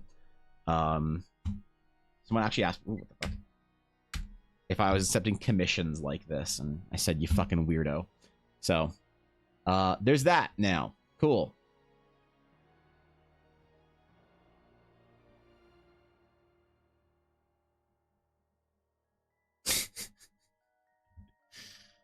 The Smolder rework.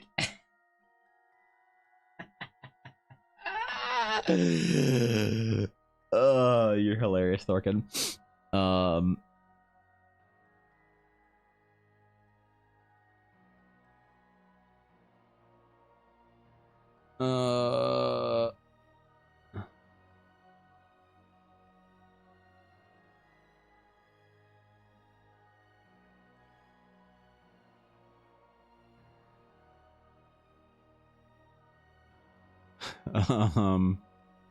Okay, hold up.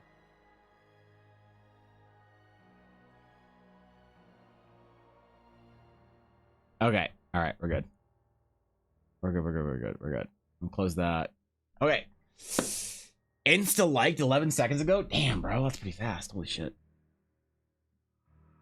I should also accept Final Fantasy 14 character requests and World of Warcraft characters as well, shouldn't I? I should just do that. I should also say accepting requests for Final Fantasy 14 and World of Warcraft characters as well. That I can get in on those hashtags. Oh god. Anyway. Okay. Runa. Part of me wants to do a daily challenge where I try and draw a character portrait for it every single day. But man, I don't know if I could do that. I don't know if I could keep up with that. That would be brutal.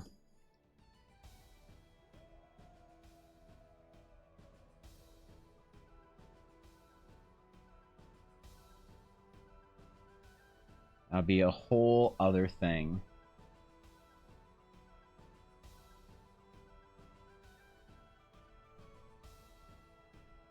And then what I can do is on Thursday night, I can do the basics of the design and then basically just finish them on Friday on stream.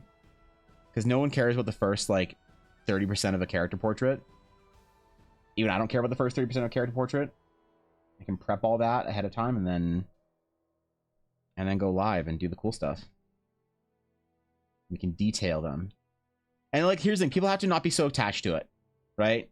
Because if we're like, if someone in chat's just like, yo, you should give her like hot like librarian glasses, and I'm like, wait, that's a great idea, then I can't have that person be like whiny, like, oh, but my tiefling artificer doesn't have hot librarian glasses. It's like, relax.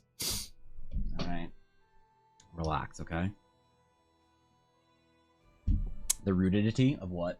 Exclamation dash though, not working. Doing 14 requests, please, please. I need Isa. I could do. Fuck it.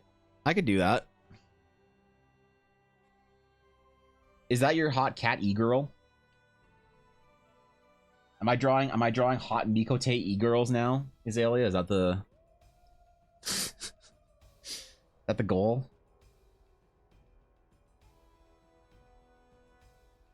I'll do it. Don't think I won't. Don't think I'll back down. I've never backed down from a challenge in my entire life. Should I give Runa earrings?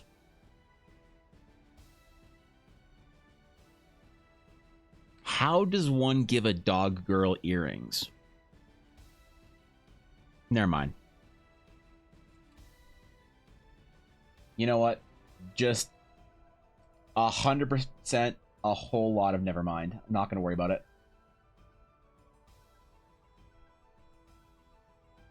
This is like one of those things that somebody's made like a DeviantArt like post about or whatever. They have a whole fucking guide on it.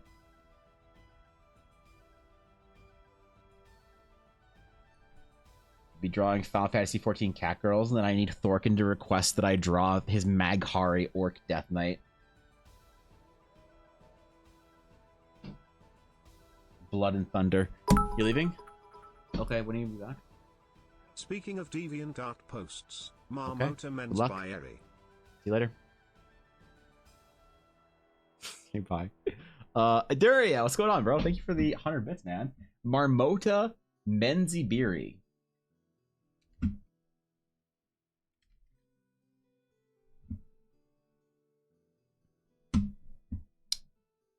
Menziber's Marmote.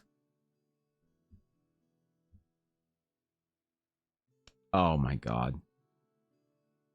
Okay, I'm just gonna say it right now.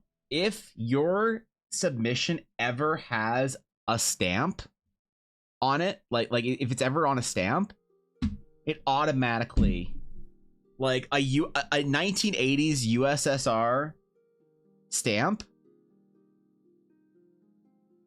I was gonna say 884, like Great Marmot, not do anything special, but like decent Marmot, you know, like an 8.4, like above average Marmot, but ends up on a Soviet stamp, easy 9.4, full point addition on it. That's glorious.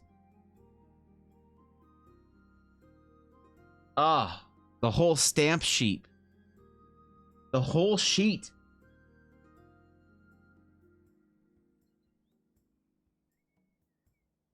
perfect. God damn it. Alright, it's a great fucking marmot today. God damn, hoo boy. It's a good marmot.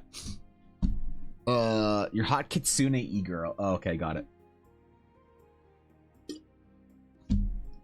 Got it. I got that one wrong. Apologize. Just need to make sure for legal reasons, Izelia, this isn't a Lalafell wearing the fox ears, right? Just ahead of time, I just need to make a disclaimer that I will be not drawing anyone's e-girls that are Lalafell. The only Lalafell I will draw is Lolorito. And that's it. That's it. Maybe Momodi. Momodi's kind of an e-girl. Not gonna lie. Besides that, shit, I don't want to accidentally invoke Ashy of Heart. Good Zugs, boys. Good Zugs. You do a bus draw like every day, like start with concept and get as far as you can, 10 or 30 or 60 minutes. Yeah, I think I want to do like maybe like a 45-minute art challenge every day where I draw a character sketch. And just see at the end of the year how good 45 minutes gets me. You know? Lolorito with infinite money while Momodi gives him the bill for infinite money +1. Yep. Yep, Ashy knows. I honestly am always of the opinion that Ul'dah is best in slot starting because Momodi is Biss.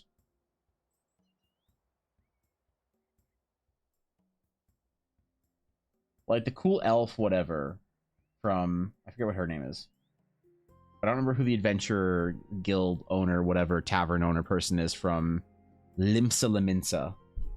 But I remember they're nowhere near on Momodi or elf Elysian person's name.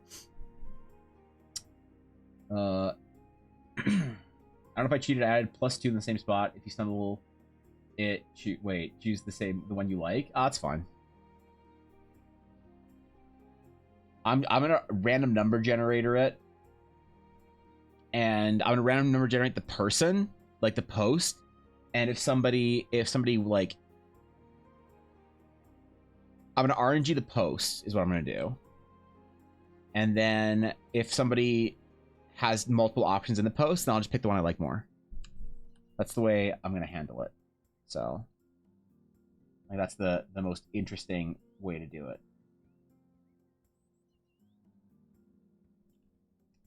Maybe.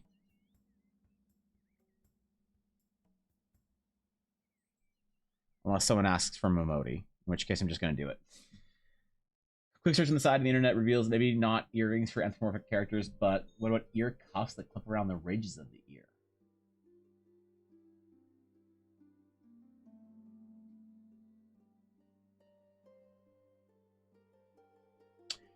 What if...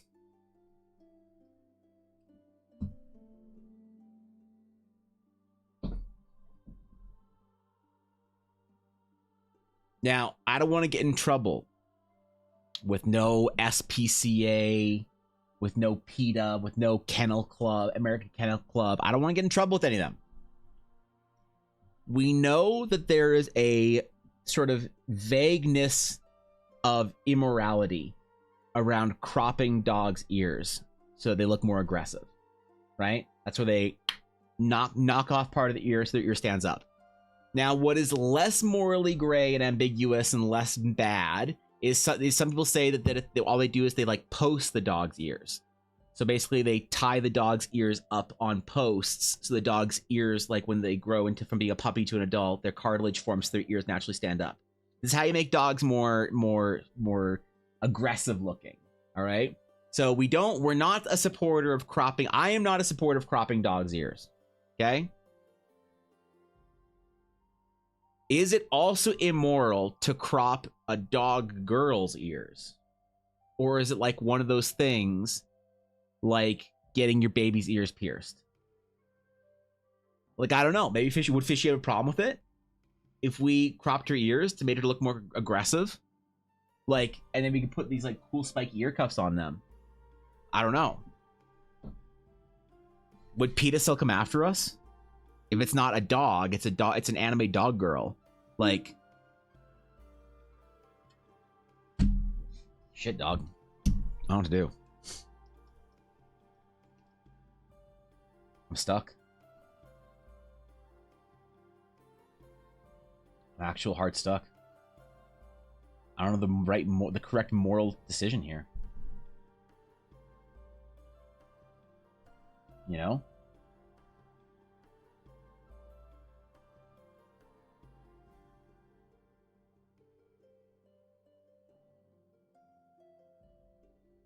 We gotta consult somebody. Hire like an animal wellness consultation firm or whatever to figure out if that would be considered animal cruelty. Sorry for my English in that post. I swear I'm somewhat fluent. What is the English? Wait, what is the English in this post that apparently I should be worried about? I'm concerned now.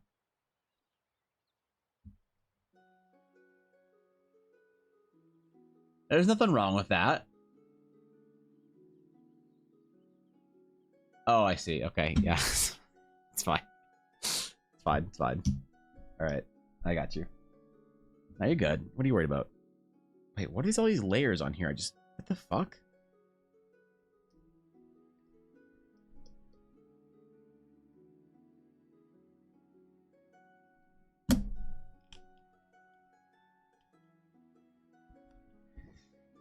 Man.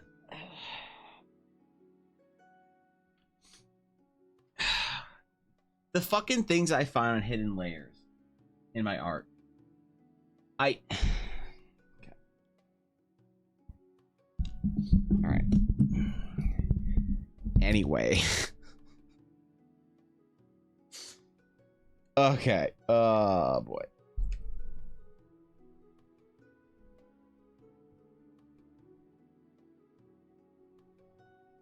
I can't, man. It hits too close to home. For I too am cringe. I'm so cringe, bro. I started playing Pokemon Pearl last night on my Switch. I realized I don't spend any time with Ella downstairs anymore on our couches, and because I don't play any Switch games anymore. I was like, I'm gonna find a Switch game so when she's chilling with Yuna downstairs, I can go and I can chill with them. So I started playing Pokemon Pearl. I don't know why, I just feel cringe.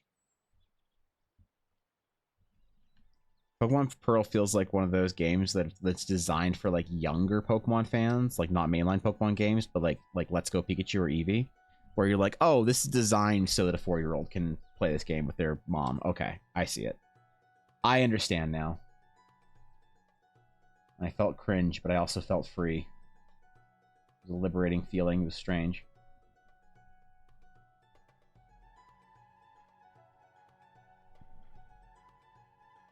I don't know how I feel about it still, but I'm probably gonna keep playing it. The cow is free, unfortunately. Skip 3 words? Yeah, that's fine. Does Amelia still have that Tonsor Tiger Monk layer on it? Oh, that was Evangeline. Let's find out. How did I just remember that? That it was Evangeline, not Amelia. Resources. Sketch. Background. No, it's not a background layer. Fill layers, no.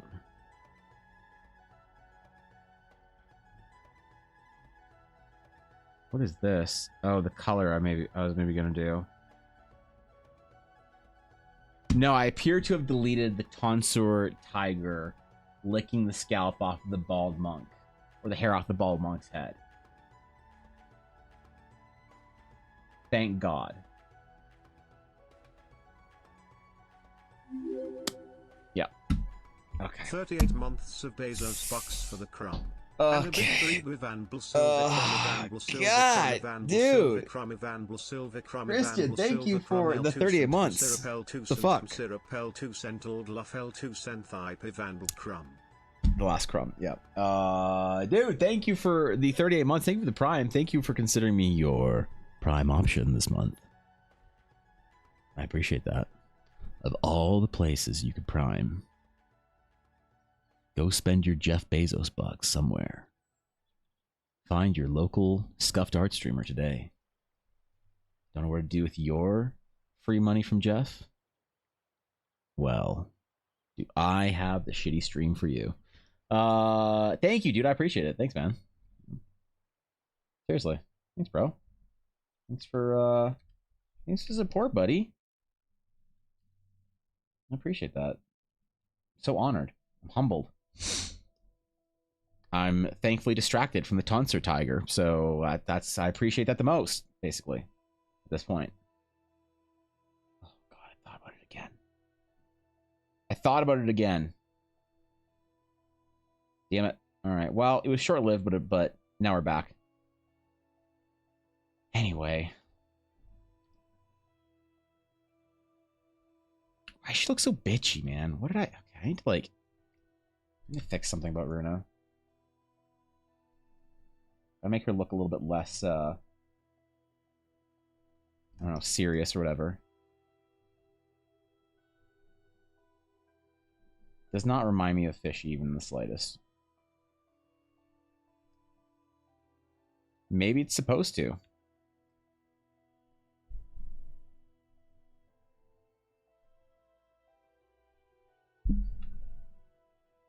Okay. Keep trying to think about how heavy-handed I want to be with my hatching, right? Like, I'm almost of the opinion that less is more in a lot of places. Certainly after our discussion yesterday about Yoshida Akihiko-san. See that? Spoke a little Japanese to you guys real quick there. No, since we're talking about Akihiko Yoshida, I feel like maybe I should reevaluate my hatching. Just a little bit. Best time of stuff was when you're drawing belts, so it worked out. That's true, actually. Yeah, I suppose. Oh, fuck, you're right. Damn it. I've been had, man. You've basically solved me. Like history. Ivan will cry. The Tonsha Tiger Monk will live on only in our memories. It doesn't have also to. Conveniently on the Evan Blair Art VOD channel.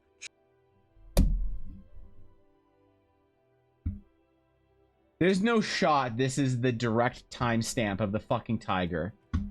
There's no shot that you found this. Oh, thank God. Okay, I was fucking terrified this was a link to the specific video. Okay. Okay. Yep. Let's see how our VODs are doing. Let's see how people are watching the VODs. Videos. Let's see. No views. 4 views. 6 views. Oh, okay. 16 views. All right. All right. Why do I have...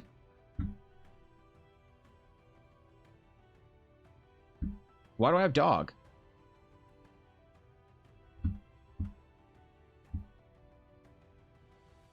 Dude, why are all my streams with dog better than without?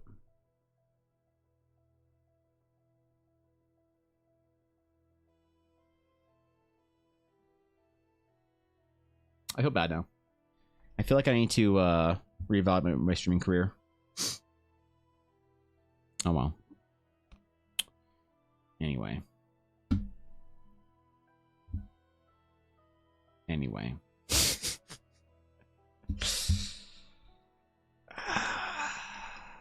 I've been thinking about getting my dog a dog, though. I feel like she needs a dog soon. Maybe it's a bad idea. I hear dog? I wasn't watching the stream, but then I don't worry about heard it. dog, and yes, I hear stream. Nope, don't worry about Show it. dog now. No, I don't have dog. It was on the VOD. It was the VOD of the stream on the VOD. On the stream. Fuck. Did I hear dog?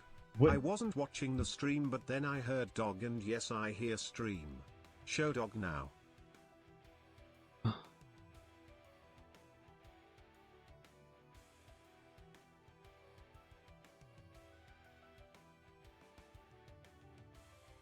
Is TTS just gonna double up for the rest of the day?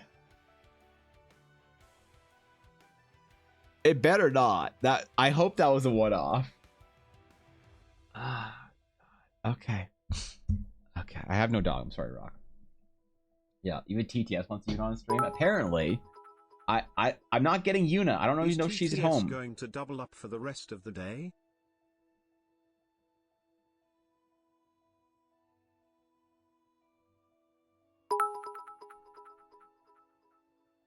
Is TTS going to double up for the rest of the day? No, please, come on. Don't do this. What the fuck? No, come on. No. Is TTS going to double up for the rest of the day? That's not a double TTS, that's you just saying the same thing. Again, by a lot. Oh, God. Is TTS going to double up for the rest of the day? Why? What the fuck, dude? What happened? What the fuck happened? Tyela for the bits. Stop thinking Elevation and Trinity bits. She's not even here. What the fuck happened? Okay. Maybe it's done. Maybe it's done. Is it done? Tyela for the bits. Fuck. No shot, dude. What? Okay, hold on. What's up? Stream labs alerts playing twice. Wait, this is the first thing. Alert box is playing twice. Hold on, how do I fix this? Seems like only TTS is playing twice. I mean, how people problems with OBS. Do I hear an echo in here, or is it just me? Stop. I don't even know how many bits you guys are cheering. Okay, hold on. I'm gonna fix this. I'm gonna fix this. New overlay. Echo. Stop.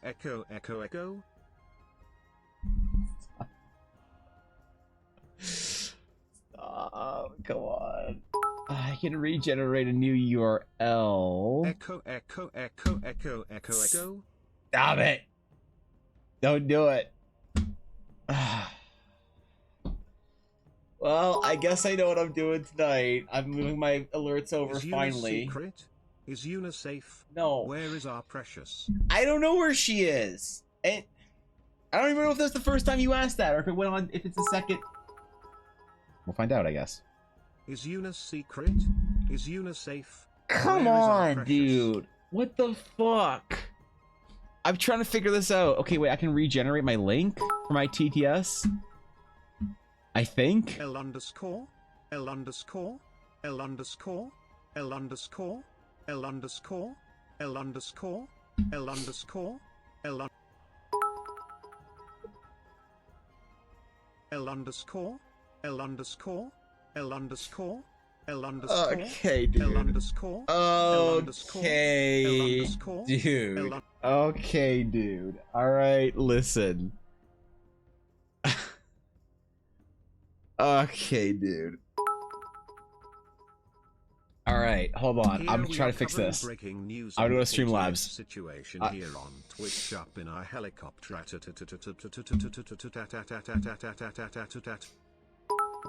That was good.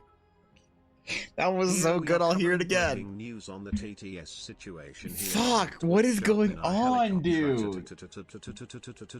Listen, I appreciate the bits, guys, but what is going on, man? Seriously. All widgets alert box.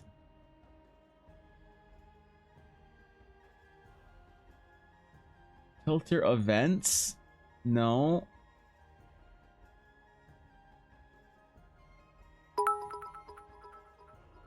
Copy URL widget. I already have it copied. Show up in chat for 2 seconds. Break TTS. I am a god of chaos.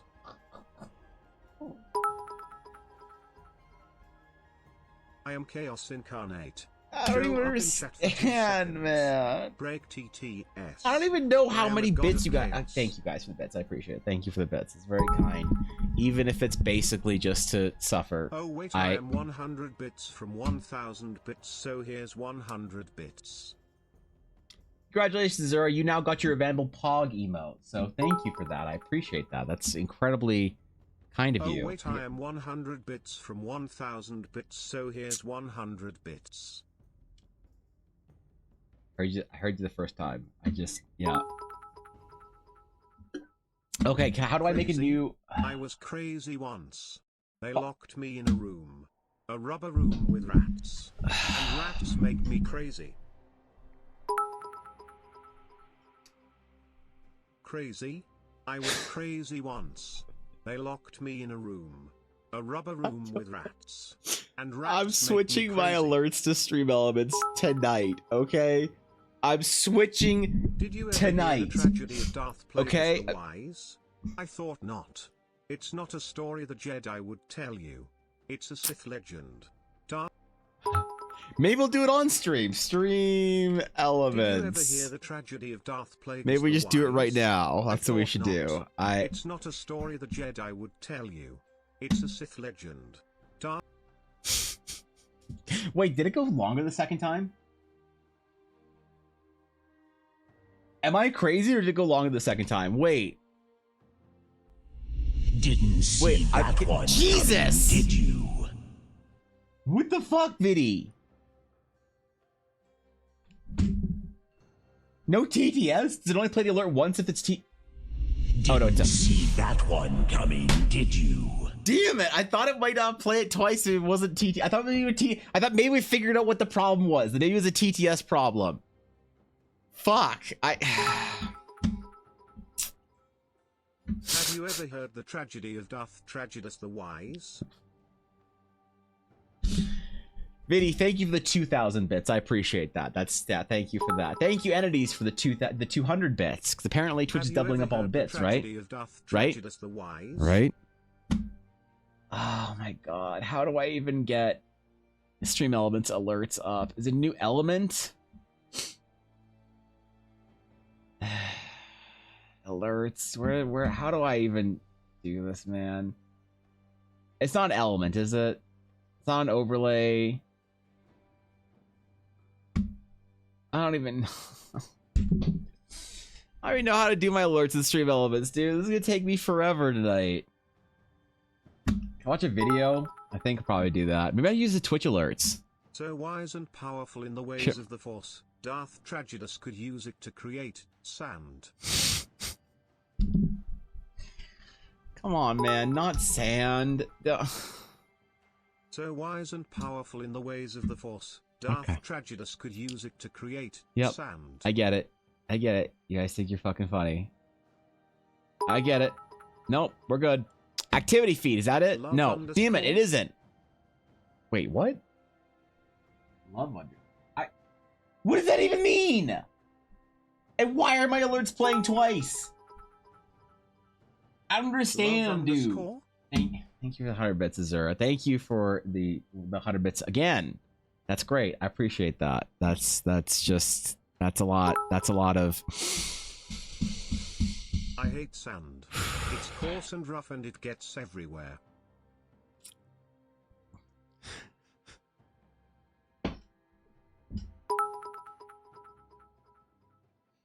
I hate sand. I literally don't even It's know where coarse and rough to. and it gets everywhere. Can I follow a YouTube video? How to set up Is it alerts possible to learn in this power? stream? No. How many of you are quoting Star Wars? I'm so confused. Is it possible to learn this power? No. 100 bits, entities. Thank you for 100 bits, Rock. I appreciate that. Thank you for the. Not from a Jedi. 100 bits, Rock. I appreciate it. It's possible because you have 2 links activating your sources. I don't think so. It just and why would it have Not just started from a Jedi. midstream, right? Like in the middle, like an hour and a half into my stream. Why would it have just started randomly? I don't understand, man. Here have some crooked bits I because don't- I'm running out of straight bits. Thank you for the crooked bits. I appreciate that. I appreciate that. That's very. Here have some crooked bits because I'm running out of straight bits. I don't know what's worse, the Star Wars quotes or the not Star Wars quotes twice. They're both equally as diseased. Chatbot? No. The midichlorian is the powerhouse of the cell.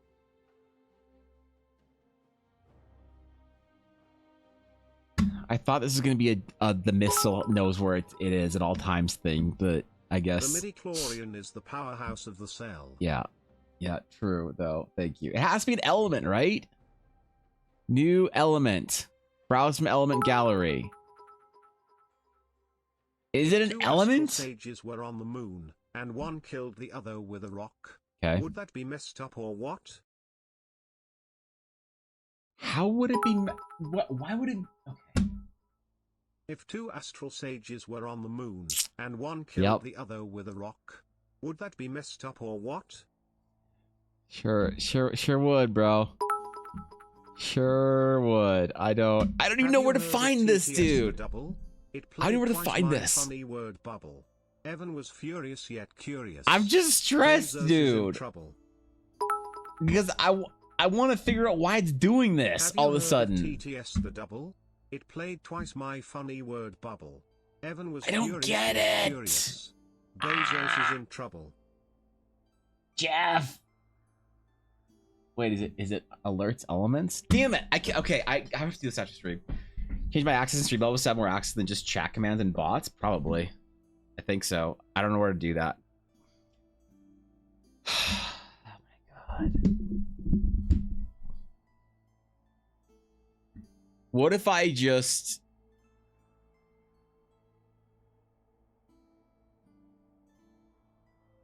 Okay, what if I switch over to the Twitch alerts? Jeff, Hefe, Mr. Bezos, Palpatine, we need your guidance. Evan is in tatters.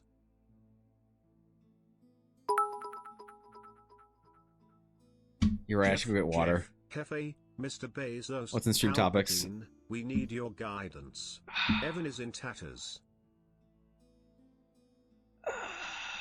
Wait, what is this?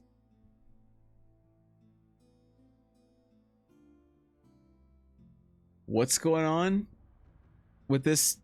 I don't understand. Azure, what am I looking at? It's the leaderboard? Why are you on the leaderboard 4 times? What the fuck?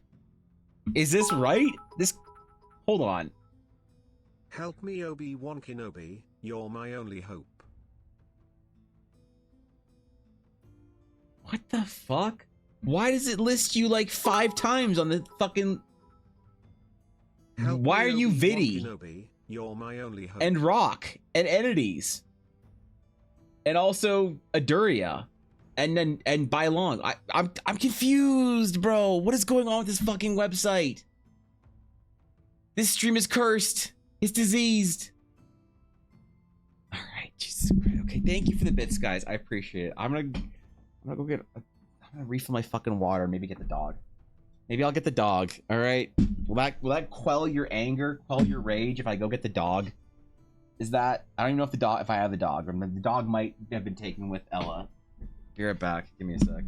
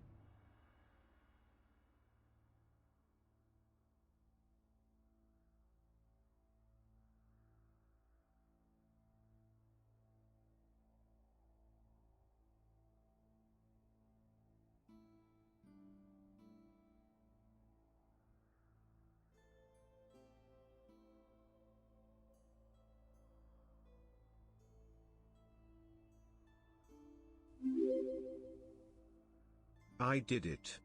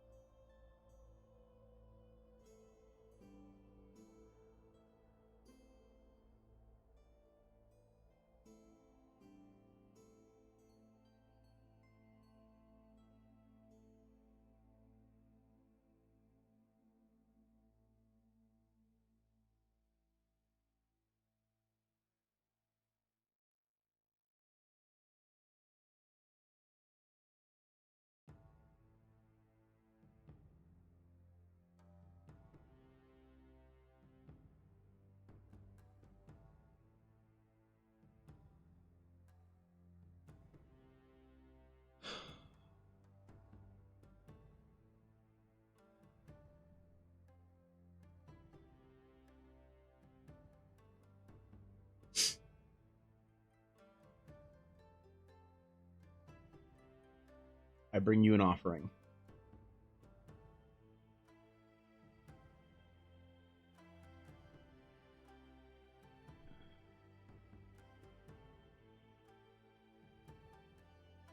I bring an offering.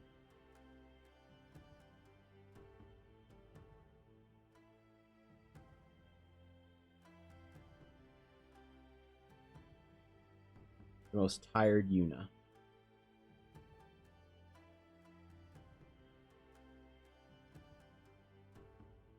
Where do you want to go? Why do you want to get up? Where are you gonna go if you leave?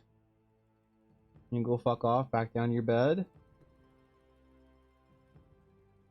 Is that where? You don't want to be here anymore? You just want to go to your bed? No, don't lick. You get me? No.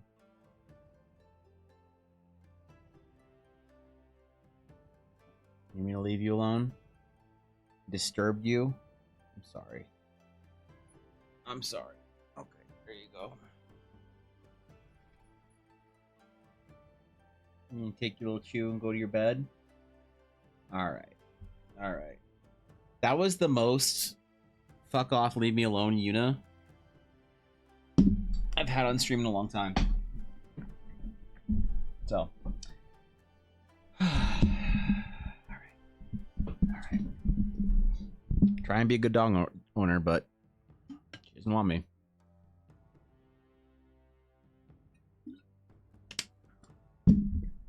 Alright.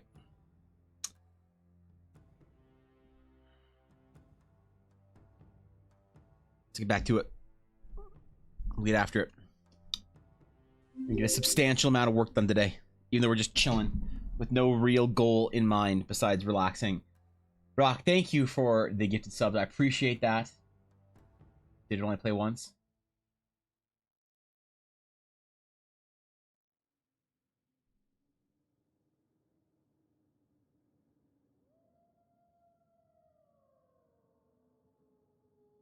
It only plays once for subs. I wonder if it's like that for like donos and other, if everything else, if it's just for bits. Dude, okay, whatever. Whatever. I can't keep thinking about this. I'm gonna lose my mind. Actually gonna lose my shit thinking about it.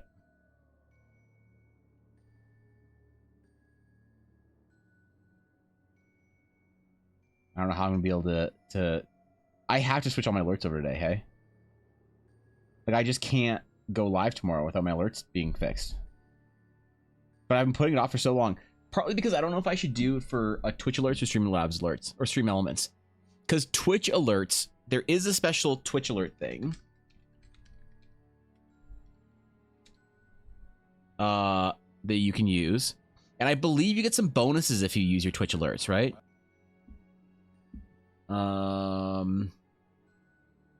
Alerts.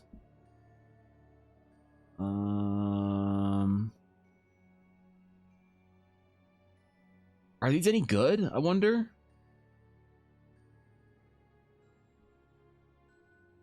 Because I think I get more emotes, right? If I do via Twitch alerts. I get unlock 2 additional animated emote slots by using Twitch alerts. Okay. Well, here's the thing. I don't have a single real animated alert.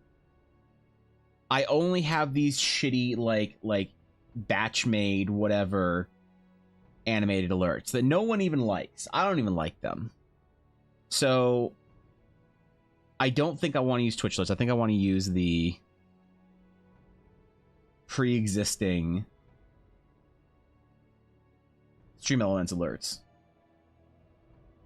Okay, I just got to figure out how to do that. I got to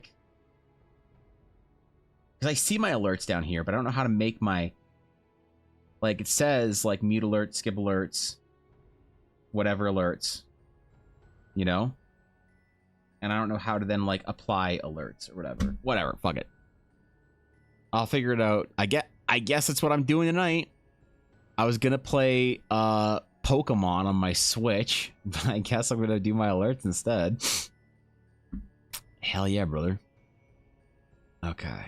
Close that. I don't need that up. Okay. Alright. Okay, we back. Hold up. There's something I want to look at for Withers real quick. I did something different with Withers' hair. Okay, that's fine.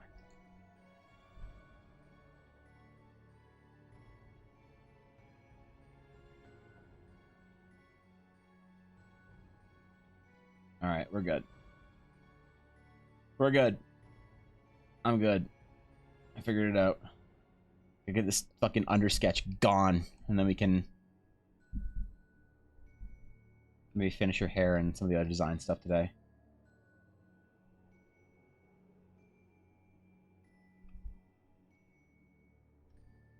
We'll see.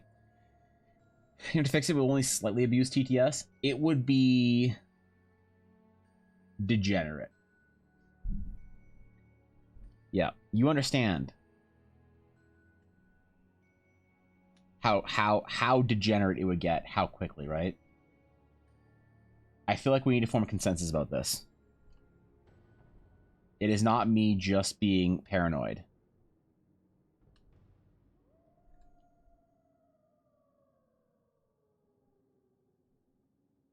That's the most fun thing about streaming. Every once in a while, when you go to start a stream on a given day, or go to do your regular stream, something breaks. Sometimes it's hardware just doesn't work anymore. You know? Just decides it's done with you. Sometimes it's software.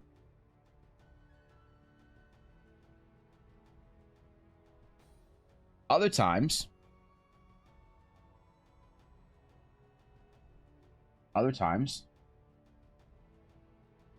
it's your actual fucking stream. I woke up yesterday to go live and my light didn't work until I restarted my computer twice. So the old have you tried turning it off and turning it back on again thing doesn't actually work. The question is, have you tried turning it off and on again multiple times? I'm no IT professional, all right? I don't hate my life enough to work in IT. But I feel like I know at least a little bit about how to fix things, how to troubleshoot, how to, you know. Listen, I've had my dark patches, but I'm not that depressed. I don't work in fucking IT. What am I gonna do? Tell my fucking executive chief CEO of the company have you to start using a password better than 1234? You think I have the patience for that? You think I'm gonna go to school for a 4-year degree just to play babysitter with all the idiots in my office building that can't figure out how to not click on an email that says that somebody owes me, you know, whatever money for my work email? You think I want to spend my life dealing with, hey, but the text said I had a package that I had to come pick up. I just had to enter in a password and my address, and I got the package for free. And you're like, Doug, what are you doing? You just lost your, oh man. Yeah, I had to download a package tracking software.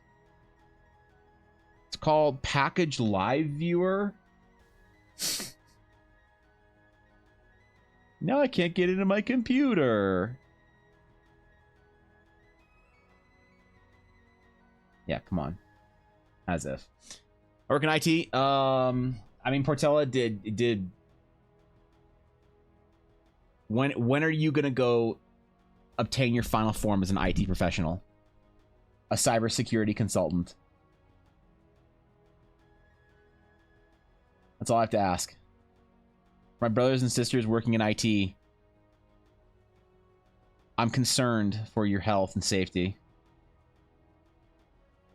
And why do you choose to do this when you could do the same job, you know, but make 8 figures whilst recommending people buy someone else's software for their cybersecurity problems at their company? And then you get to charge them their massive consulting fee to tell them they have a problem to go do something. Like, really, your income as an IT professional is limited by your ability to fearmonger someone with a lot of money. Yep. You know, it's true. How's my password? Uh-oh. What if it's 1, 2, 3, 4?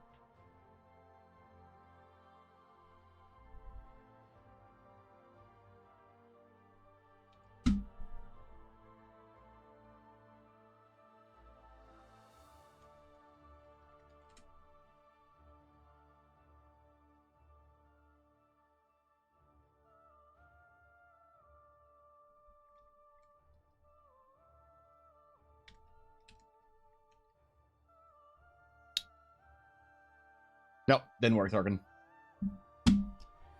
Didn't work. Yep, didn't work. Dang. Thought we were gonna get you. Thought we were gonna get you.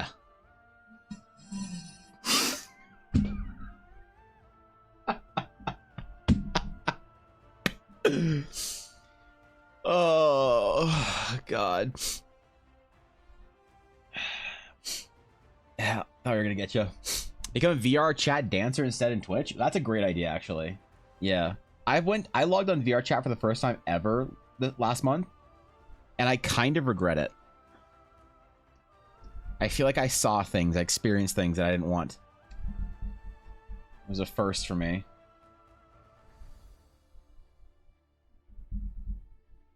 I got hit on more. Didn't like it. I want it out. I want it away.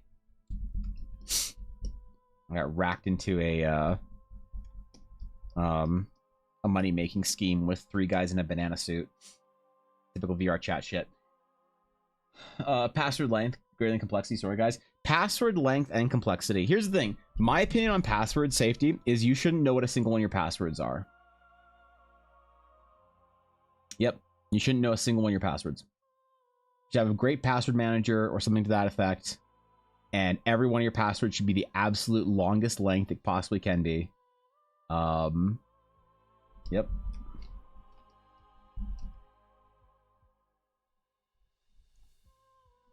So I think you should be. So I think you should do.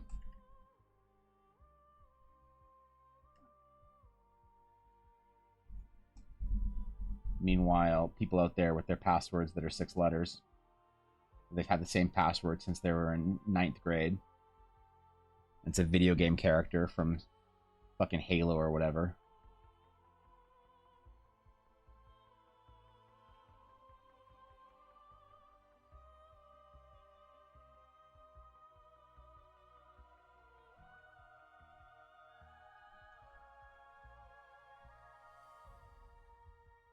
I see all y'all. Zach, if it's 8 32 characters, better at least do 30 characters. Yep. Little sexy with pictures when you're making the next sexy Final Fantasy VII Tifa picture. Ooh, do I draw Tifa? That's a great idea, actually. Final Fantasy VII Rebirth. Is that what it's called? The new one, Rebirth? Tifa swimsuit. Isn't this the thing that broke the internet? The Tifa swimsuit?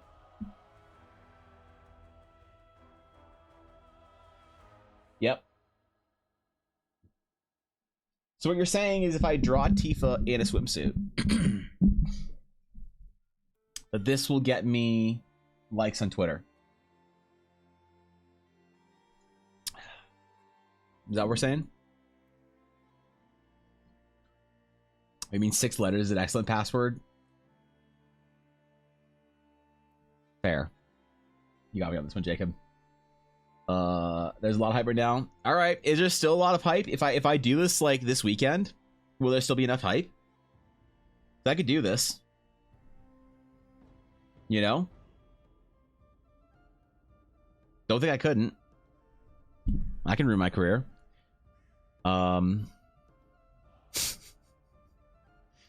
Yeah, I don't mind. I've done worse. Damn, there's a lot of art of this already on the internet. There's a lot of art of this on the internet already. Holy shit. People be down fucking bad. What the hell, dude? I'm glad I didn't click on that on stream. I'm gonna have to take the rest of the week off. Now, I honestly think that I could have like a problem like that on stream and no one would snitch. I ain't got no snitches in this chat. Ain't no one gonna be reporting me.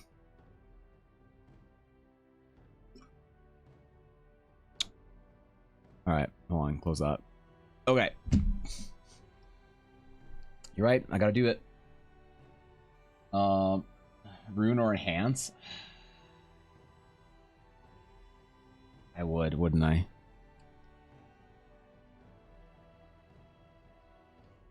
I would enhance my art career, wouldn't I? That's the thing I don't like, is like knowing you're right.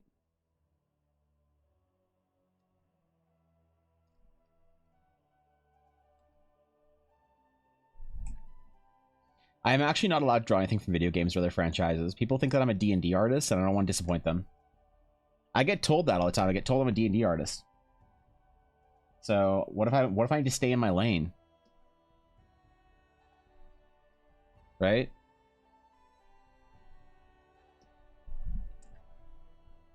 Stay in your lane, D&D artist. You make D&D art, not Final Fantasy VII Rebirth art. Fuck out of here.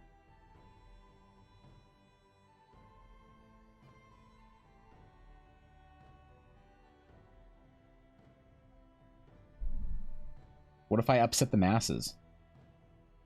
What if I upset ones of followers of mine on Twitter?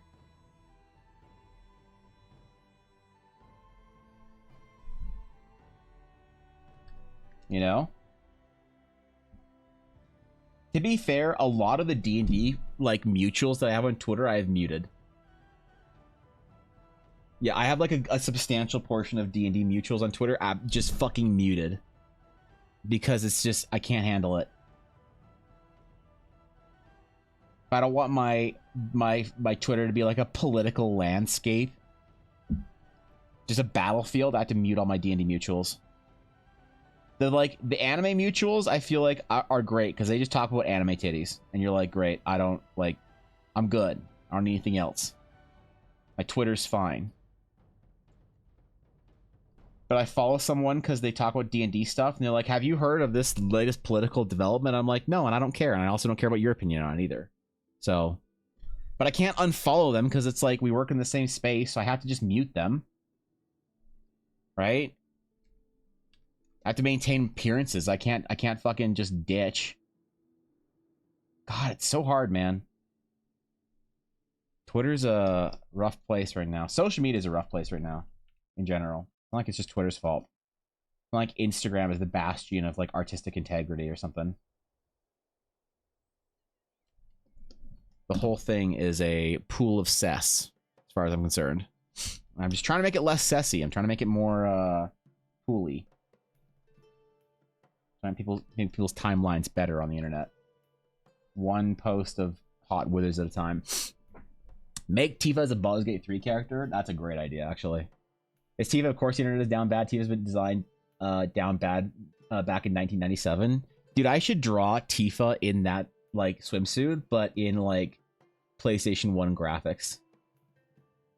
Holy shit, could you imagine? Look at the polygons on her. Amazing.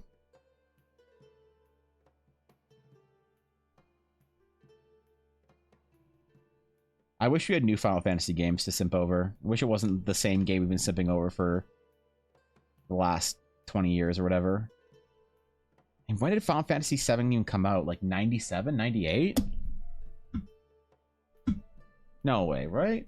Final Fantasy 7 original release release date 1997. Dude, how did I get that right? I never get things right.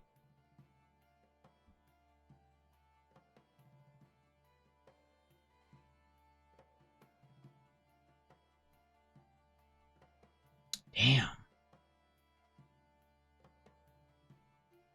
We're getting close to 30 years.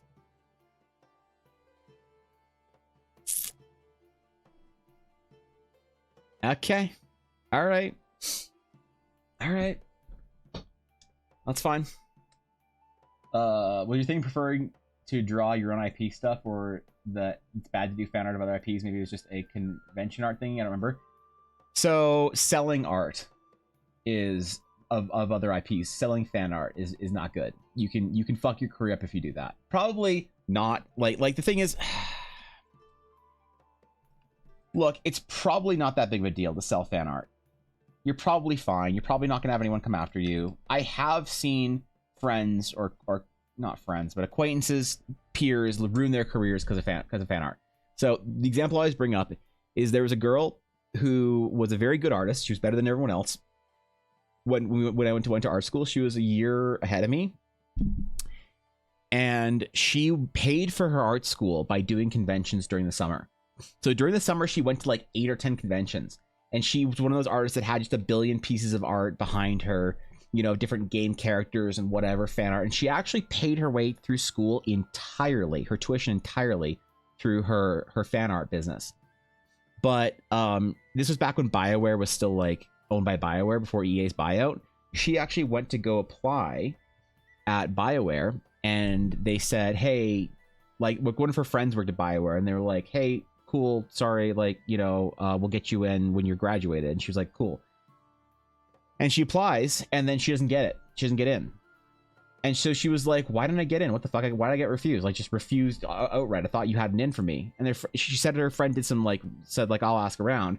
And apparently her name was blacklisted because she was found selling Mass Effect and Dragon Age and shit like that, like fan art at conventions. And that they just said, nah, fuck them. We're not going to deal with those artists. So it's like, that was a wake-up call for a lot of people where they were like, fuck, man, you can get blacklisted? Right? Like the one place people know that you can get blacklisted is Japanese companies. Like, if you ever want to work with Nintendo, don't ever fuck around with Nintendo fan art. Any IP, just don't do it, man. You know? But other companies in North America, people thought that you were safe, but you aren't now. Or you weren't. Maybe you are now again. Maybe companies don't give a shit. I don't fucking know. I think it's just don't sell fan art. That's the safe way to do it. The safe bet, don't sell your fan art.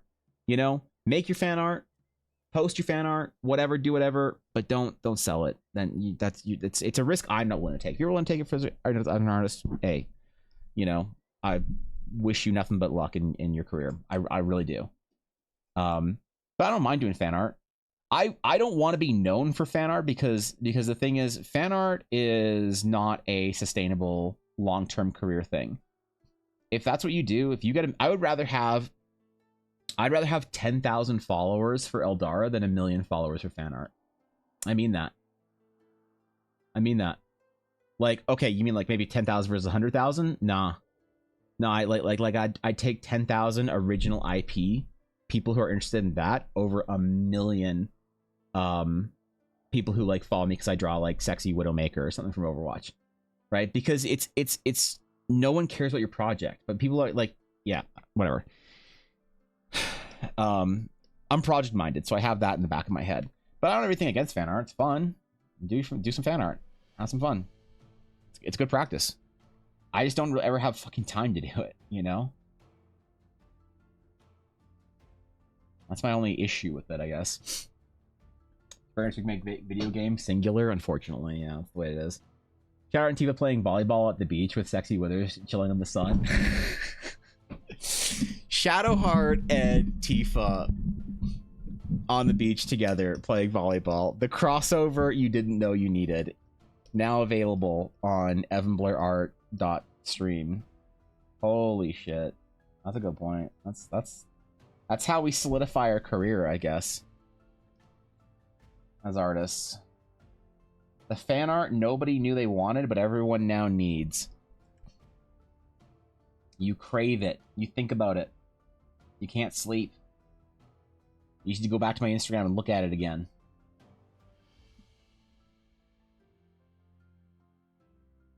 Damn, bro. Maybe I'll draw Tifa this weekend.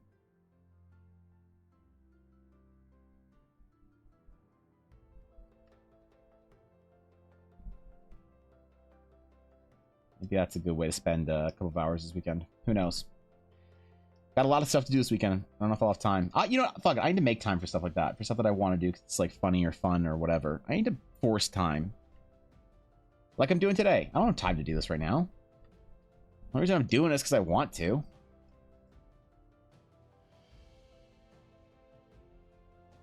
Right? Like... I gotta do that more often.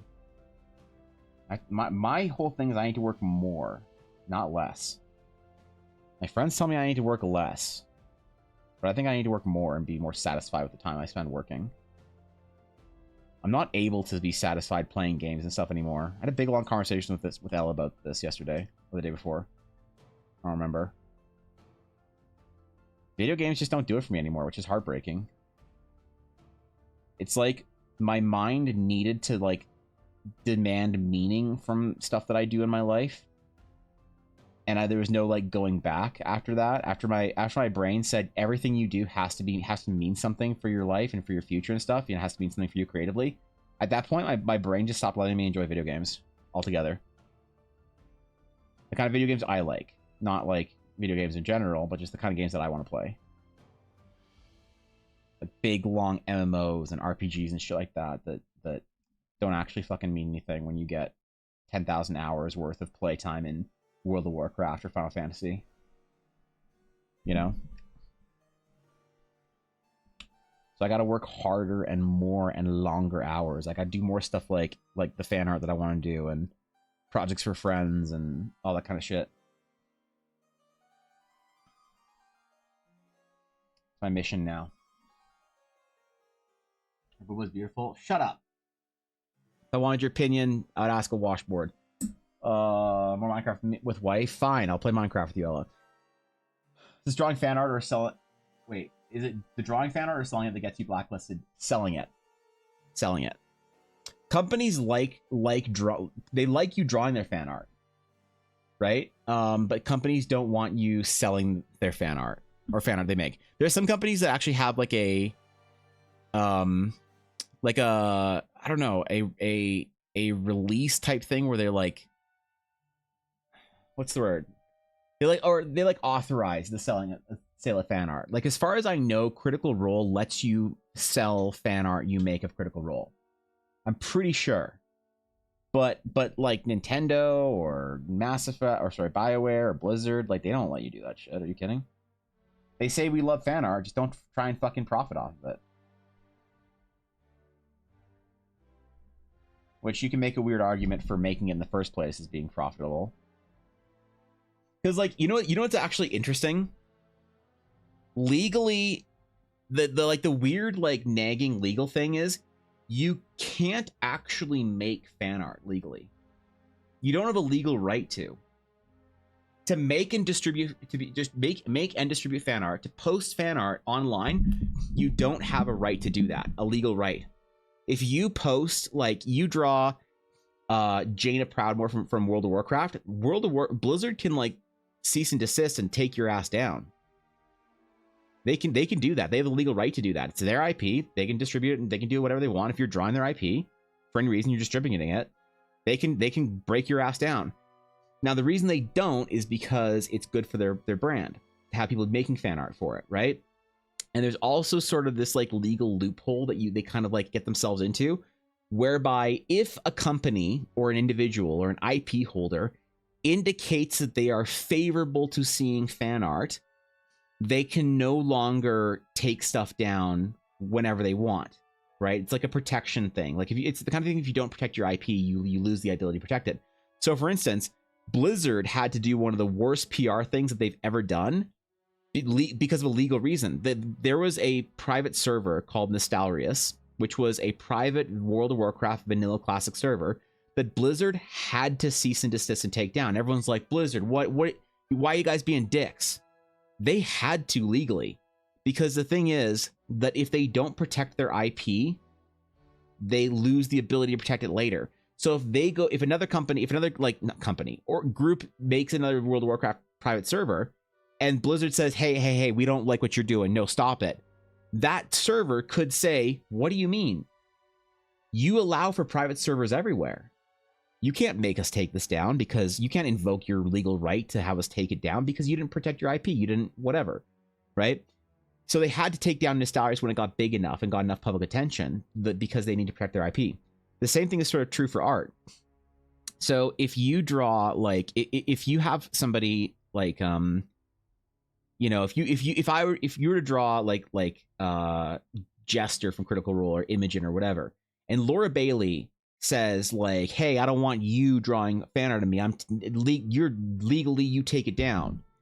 You could say, if it went to court, you could theoretically like show the judge or whatever this tweet of Laura Bailey saying, oh my God, I love fan art. Guys, I love seeing fan art all the time. Make me fan art.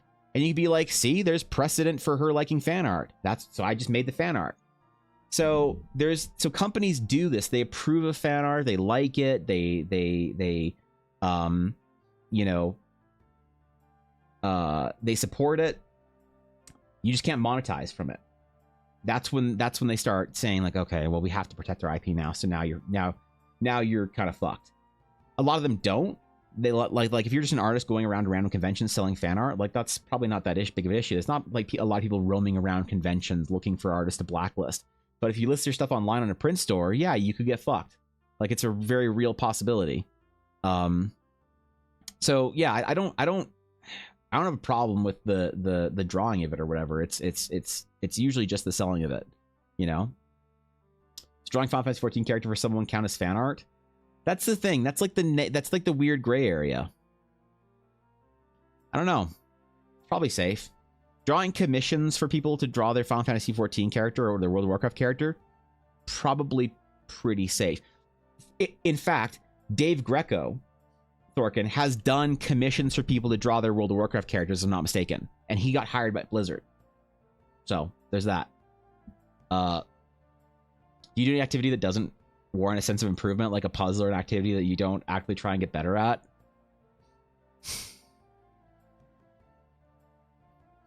Fishy asked me a similar question. She asked me if I had any hobbies, right? Hobbies that I just do because I enjoy. I enjoy certain things, but a lot of them involve like spending, which I can't do right now.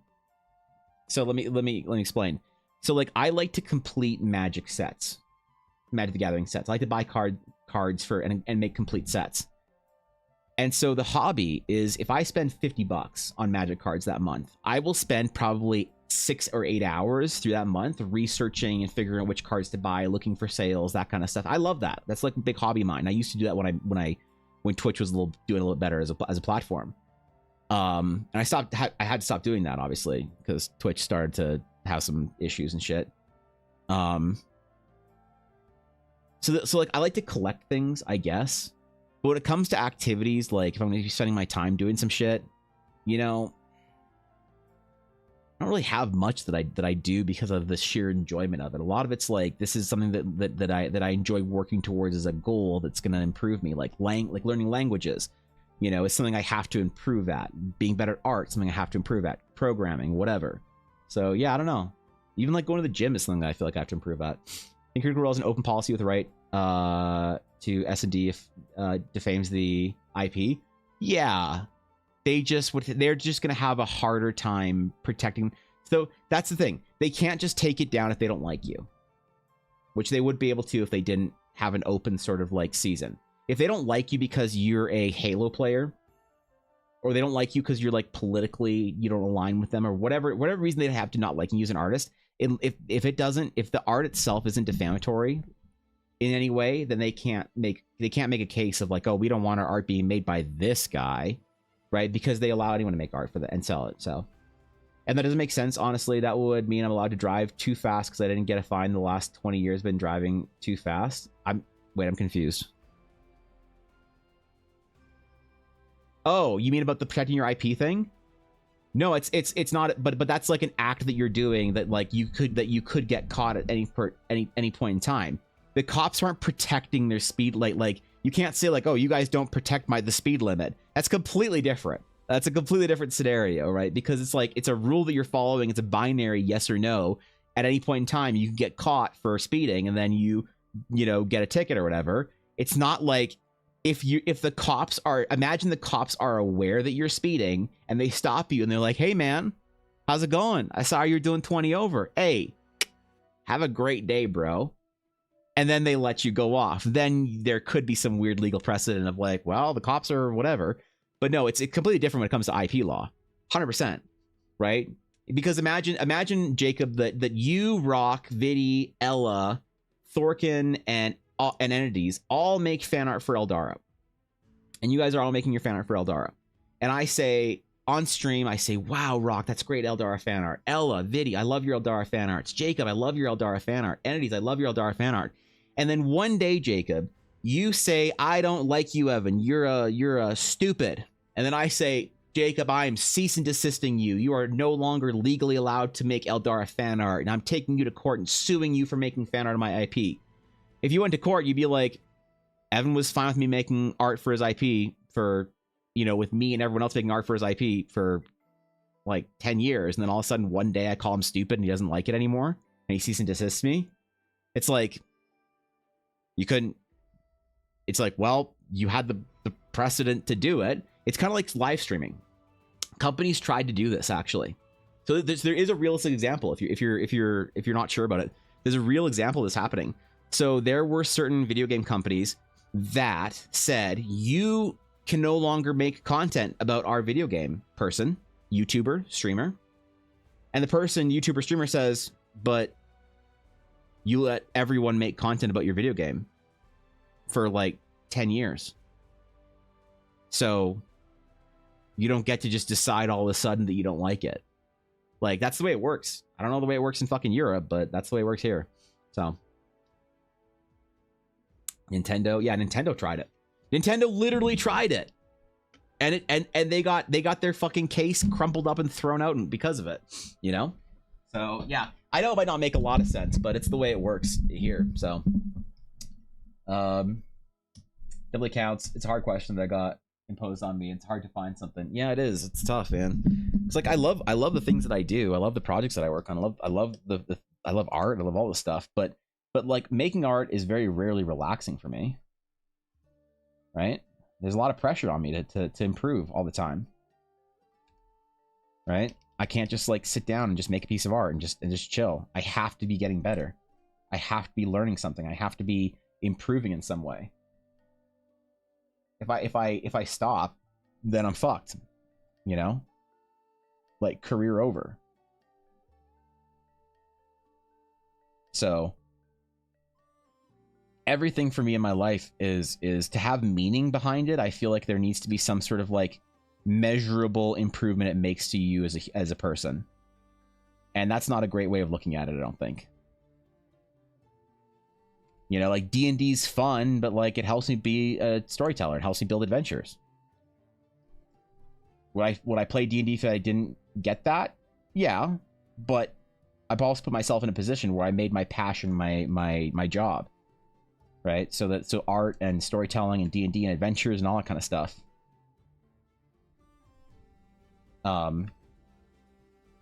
It's all very like, yeah, it has to have improvement. It has to be better. It has to be getting better at it. And so I can't allow myself anymore. I'm not choosing to do this, but like my mind won't allow me to do things that don't like mean something to my life anymore. I can't just like play a game and just enjoy it for what it is or whatever. My brain's just like, you could be getting better at art, you could be learning a language, you could be out for a walk, losing weight, getting fitter, you could be at the gym right now. You know, there are certain times when I'm able to like play Pokemon downstairs on my Switch with Ella. It's like me hanging out with her. So it's not like necessarily a waste of time because, but at that point, like I'm doing something, like I'm spending time with my wife, which is important to me. So yeah, I don't know. That's tough, man. In Europe, you'd be different. Area country for starters, just to make it fun. Yeah, that's true. I mean, I thought there was like generally a unified EU like IP law or whatever. Kind of like between Canada and America, there's like a unified sort of IP thing. I assume there was something like that in Europe, but yeah, I guess they might just say, hey, it's different everywhere. Screw you. You know, you're registered in Germany but distribute in Belgium. Well, that's now going to be complicated. Screw you. I can see that being an issue. Lots of video games, TOS and EULA get thrown out if they try and impose something like that.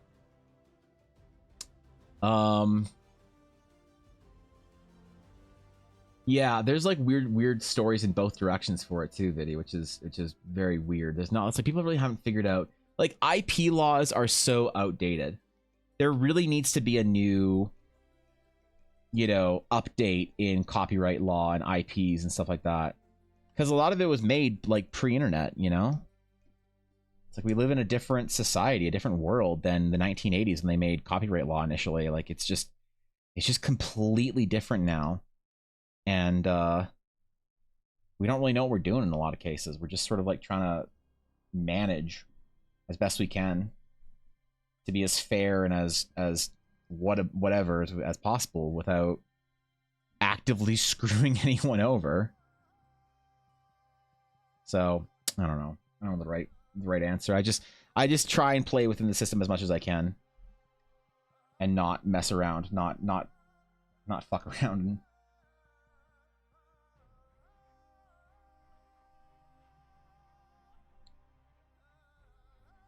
But it also kind of doesn't matter in a lot of ways too, right? So like one of the main reasons, so I had a clothing company. I've told you guys this a little bit about the story before. I had a clothing company that I made with a couple of friends, and it wasn't a big serious thing. It was just like a dumb gamer nerd t-shirts company that I made in my early 20s with a couple of friends so that we could go to conventions for free, basically.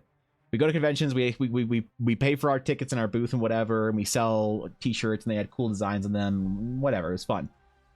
But people didn't want our shirts as much because we didn't have IP stuff on them. We didn't have, people wanted a shirt with Zelda or Mario, not a cool like dude with a sword, basically, or whatever. And we got asked all the time, like, wow, your designs are really beautiful. I'm like, oh, thanks, man, I appreciate that. Like, do you have anything with Mario on it? Like, no, we don't actually. People would be like, oh, it's too bad. You should do something with Mario on it. It'd be really cool. I'm like, yeah, cool, thanks, you know. Or like, hey, do you have any Pokemon shirts or Zelda or Metroid or whatever?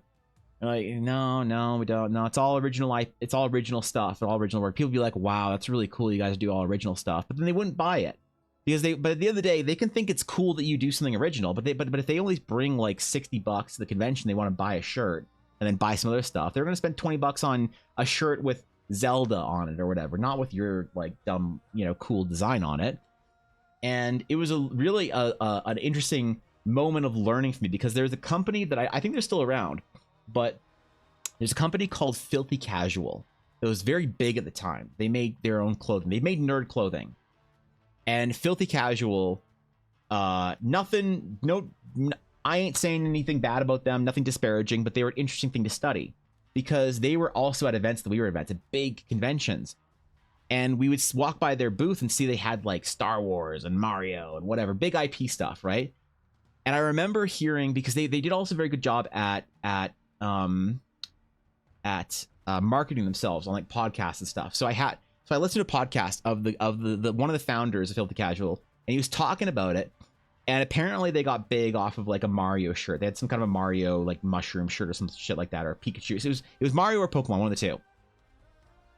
And the guy was like laughing about it, and he's like, yeah, we got like, people liked our Mario shirt or whatever it was, and we had to like make a whole bunch more and whatever. And it's like, oh man, like what do we do? We couldn't keep up with orders, and that's when our social media blew up and whatever. And he's like telling the story of how they started out and they got big or whatever. And he joked, and because the interviewer, whoever was on the podcast, said like, didn't Nintendo have a problem with that? And he like kind of laughed, and he was like, oh yeah, they sent us like a big cease and desist thing.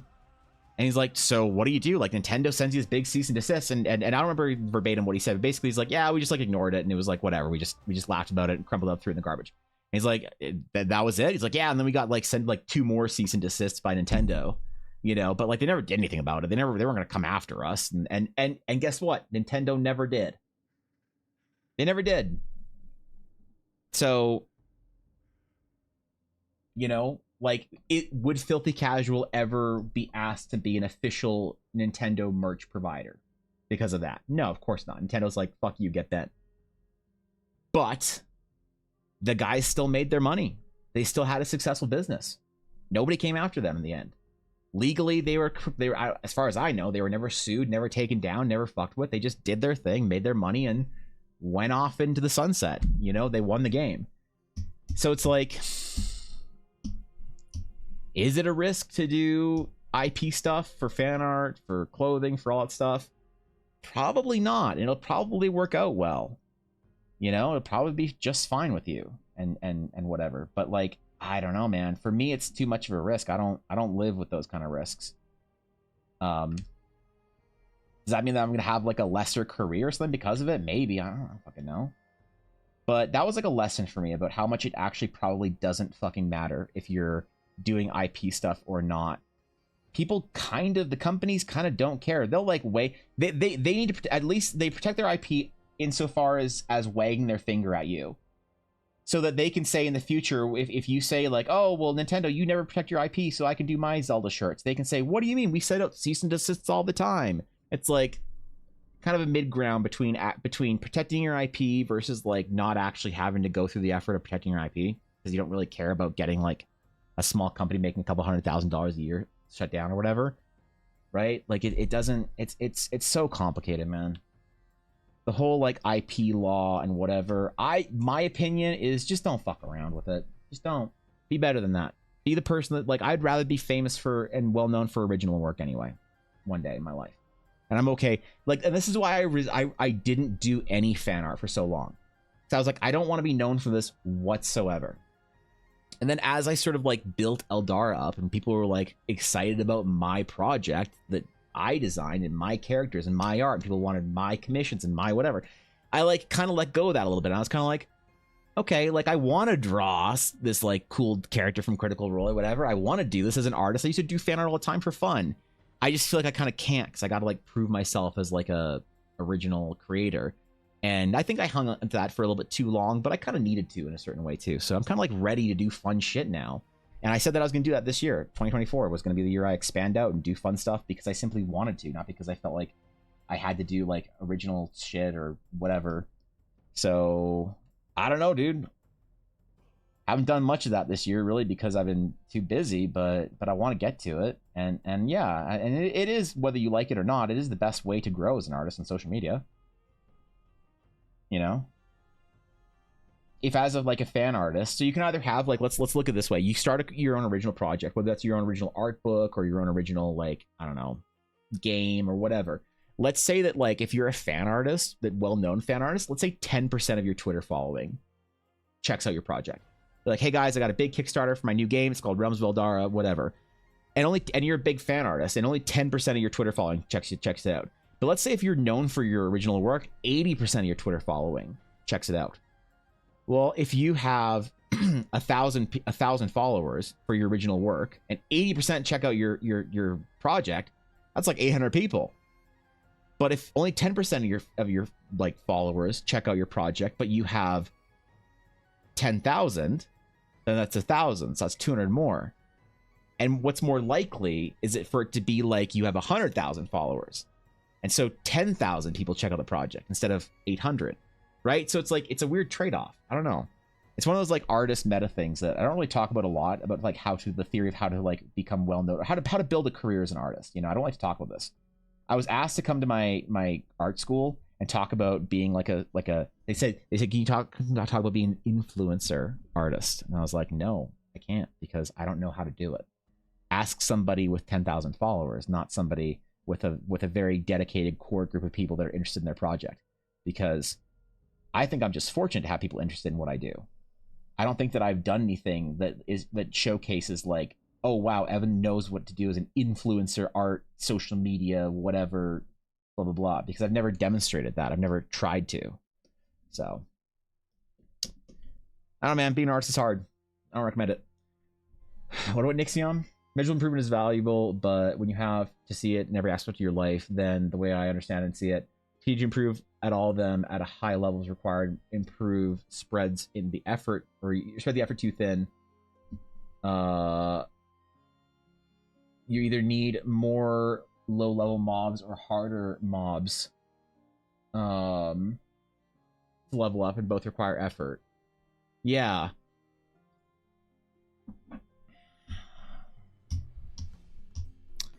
I don't know how I feel about that, Viddy.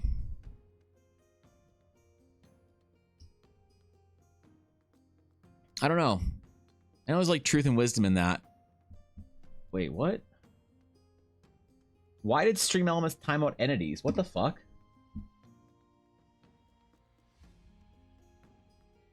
Wait, what? The fuck just happened? All right. Okay. I guess Stream Elements was upset for some reason. Anyway, that's weird. That's a specific time too. 79 seconds. I'm so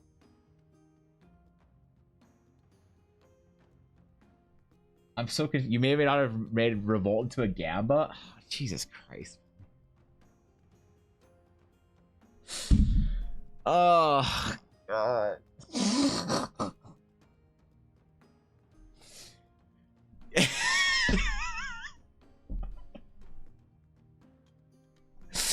You made a random chance for when someone revolts to get timed out for 79 seconds.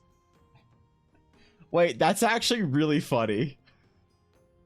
Somebody's gonna get timed out at some point in time, not understand why, and lose their fucking mind.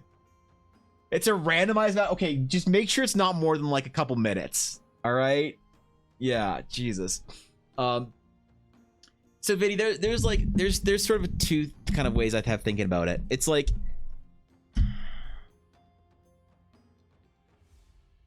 when it comes to like improvement and stuff and achieving things at a high level. Congratulations, Rock. You found it.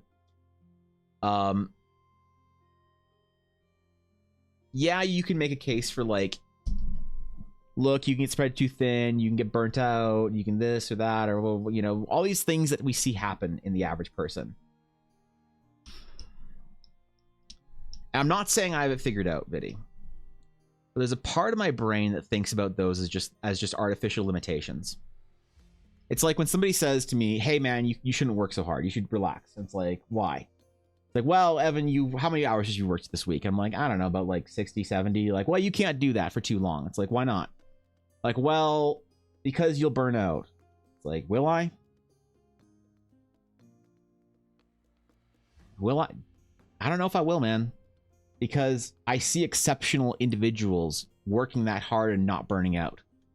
So does the average person burn out? Maybe.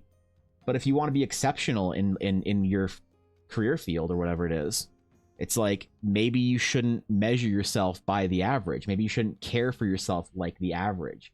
And it's like, but that's there's a lot of arrogance behind that statement. It's like, well, this isn't about like you're not everyone has this like autistic drive to go build businesses like Elon Musk. Not everyone has this like, you know, ADHD drive to just stream for 13 hours like XUC. You know, it's like, I don't know. Part of me sees that those like average limitations are limitations that if I don't figure out how to break through, I'll never do anything that matters in life. You know what I mean? But then people get upset when you say that because it's like, what, you think you're special or something? It's like, I'm trying to be. Maybe. Like, I don't know. So I don't know about those, you know, because yeah, like there's a lot of wisdom in that and relaxing and being good to yourself and all that shit. But there's also kind of this like nagging voice in the back of my mind that says that that's kind of for losers, you know? But that's like a weird, like self-inflicted, like loathing for my own like failures in life. And I don't know, man. I don't know what the right way to do it or the right way to think about it is, but yeah, you're right. Like you definitely need to sort of reset your brain in certain ways, but that's why I think if I pursue meaning, I think people can work really hard if it means something. You know? It's like if you knew that you could become like a top 100 streamer, all you had to do was stream 12 hours a day for 1 year. It's like, would you take that deal? You go live and you just put your 12 hours in every single day for one whole year, but then you're a top 100 streamer. You're making $3 million a year. You're living your dream. You're doing whatever you want. You're flying everywhere, doing cool IRL streams. You like whatever you want, man. It's like, would you take that deal? It's like, probably. That's like working 80 hours a week or whatever, you know, for an entire year. But like, there's no guarantees behind that. So it's like, man. So it's almost like, well, you could do that. And if there was the motivation behind it, if it meant something, then you could do that. But if you're just putting 12 hours in a day, you know, to 0 viewers on Twitch, you're not making any money, you gave up your job, you did all these things, you sacrificed all this shit, and you know it's not going to mean anything, then you kind of can't do it. Then that's when you burn out. So I don't know, man. I don't know what the right way to do it. I don't know how to properly regulate my time or whatever. All I know, Viddy, is that if I don't work in an exceptional way, I won't achieve exceptional results. If I work in the way that is a commonly sort of accepted way to work, I will achieve average results. And I don't want to achieve average results. So I don't know if that's toxic or irresponsible or a path to crashing and burning. I have no idea. I don't know if I'm doing it right, but I did burn out pretty hard, right? But the burnout wasn't because of working too much. The burnout was because I was working and not seeing much of anything in return, right? It's like, I'll be very honest. I have this, like, I don't think it's a perfectionist idea. Maybe it is. Maybe I'm coping when I say this isn't perfectionism. Now I think about it, I think it's coping. I'll do a commission for somebody, and over the last couple of years, and it won't be right. It won't be good. And so I'll keep redoing it and redoing it and redoing it and reworking it. And I'll spend 40 hours on a commission that's $300. And it's like, you can't fucking do that. You know, you can't charge $300 for a 40-hour commission. You have to figure out either how to make it a 10-hour commission or how to make it a like $1,200 project. So that's like burnout for me. It's like I'm sitting here painting and painting and painting and doing this thing. Like one of the commissions that I'm working on right now, I'll be honest, I fucked up so badly and I like needed to like take such a long break that I told the client, look, I'm not going to charge you for this because you asked me to do this over a year ago and I've been working on it for over a year. I'm not charging you for this commission. Right. But I've put like over 100 hours into it over the last year. And that kind of stuff burns me out. When it's just like, I'm sitting here painting for 8 hours and I know that I'm not like get anything out of it. Right? That's the kind of stuff that burnt me out. So I had to be more responsible about and change the way I work, but not work less, if that makes sense. Work more, harder. I just gotta do it better. So I don't know, man. I don't know the right way to do it. I need to find some hobbies, bro. Want to be a lower probability of happening, but the characters in command, you can't. Okay, all right. That's kind of funny. If it happens too often, we need to remove that. But for now, it's hilarious. Plays. That is contradiction, being happy with what you have and content while also wanting to do more. Yeah. If it works, it works. That's the baseline of it. Maybe. But like, it kind of doesn't work, right? Because clearly I haven't been succeeding as an artist. I wouldn't be so behind and stressed out if I was succeeding. you know? I wouldn't have needed to take weeks off this year and last year to like catch up on work and do stuff and whatnot. I'd have, if I was like succeeding and if it was working, like things would look differently for me. I'd have my D&D show by now. The adventure would be out. The cards would be there. I wouldn't have fucked up Mod Appreciation Month last year. You know? Like there's just lots of metrics that I have for that I consider like to be a failure. So clearly it isn't working, you know? But I have to think about that quite a bit. What characters? This is a character for Fishy. This is a dumb meme taken too seriously, Guapo. That's all this is. Oh, I did a bunch of things, Guapo. Oh, I want to show you. I did a bunch of things that I wanna show you because I want to work. I want to do like a splash art painting on stream, and that's the one that I wanted to do for you. So I need to fucking actually remember to send you some shit. And you're busy right now, but maybe a Discord call at some point in time in the next week or couple weeks. So I'm fucking stoked. I feel like I've gotten measurably a lot better at art in the last like 6 months.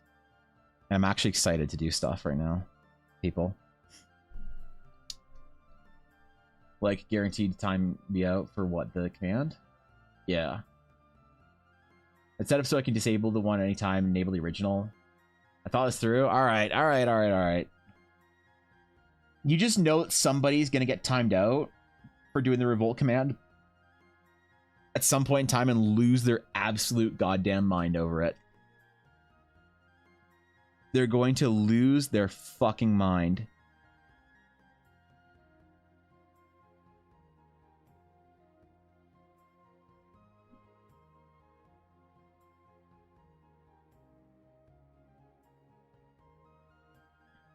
Yeah, man, I just want to start succeeding at stuff. I want to start doing what I feel like is actually like the stuff that I want to do and that I want to like be good at, and that I want to. It's so frustrating to be flailing for the last like 2 years. That's all I feel like I've been doing, and it's been taking its toll on me. Like, I don't know. I feel like you guys like deserve more. You deserve better. You deserve more stuff. More stuff in the guild library. More with your sub. Better streams. I'm concerned that I haven't been delivering over the last year and a half or whatever. But I don't know. Maybe I overthink it. I've been on very much this like improvement sort of bend. I've kind of hit a serious wall creatively in a lot of ways in the last year or so. Probably like 2 years actually, more like. And it's frustrating. It's frustrating as hell. Very taxing.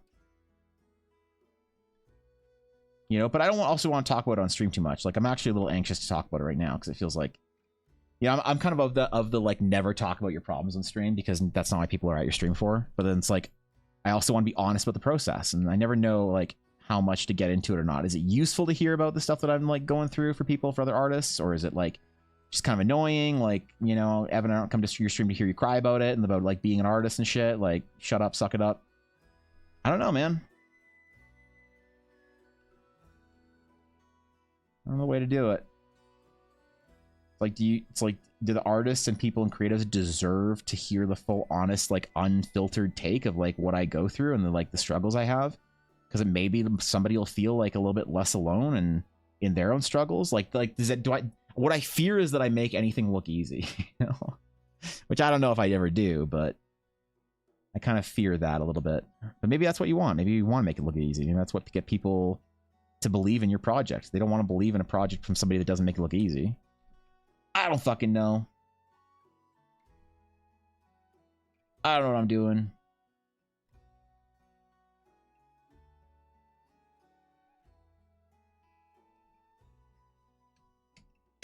But that's not going to work. Honestly, very much appreciate the transparency about what's going on. Yeah, but what point does it just become me bitching, right? You know?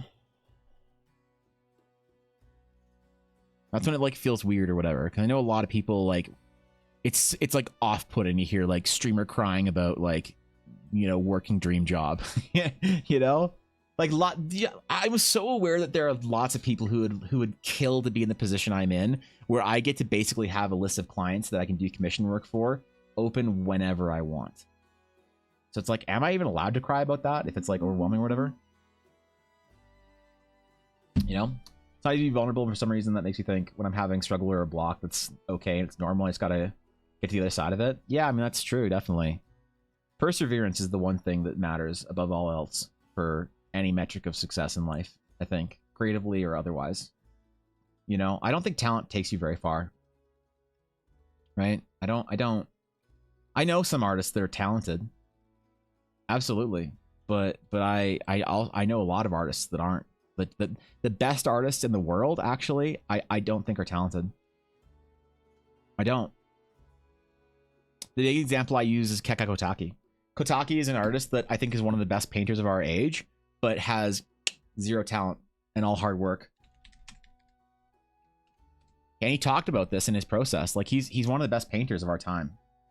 And as a classical painter, technically, his ability to use texture and light and whatever, and color, Kotaki is one of the best painters of our age. By like, and I could tell you why he's better than your favorite painter in like every technical way. I could argue with anybody for 4 hours.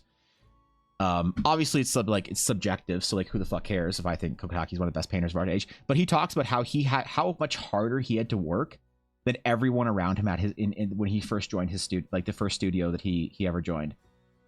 You know, and it's so refreshing to see an artist that you look at his art 10 years ago and it's actually like kind of bad, or like 20 years ago it's kind of bad, and then you see his art 10 years ago and you're like, wow, he's actually like a you know, a good artist. And then you look at his art today and you're like, wait, this guy's a god. You know? And I think that it's hard work and not talent. You know, so persevere. Whenever you're having a rough patch, whatever it is, all you have to do is not quit. That's all you have to do. That's the only thing you have to worry about is can you not quit? You know, and that's the way to do it that I've managed to do anything in my life that is actually matters. You know, I didn't lose 85 pounds in the last year and a half because I was like doing anything right. You know, like I had a really serious like problem with food, man. Like emotionally, I still do. And I have bad days. And I fail all the time. Right? It's a little bit easier right now because I'm not focused so much on weight loss. I'm focused on like gym gains.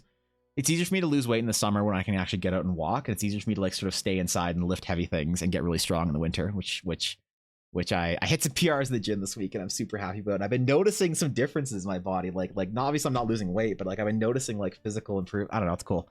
So it's like, but it's like, you know,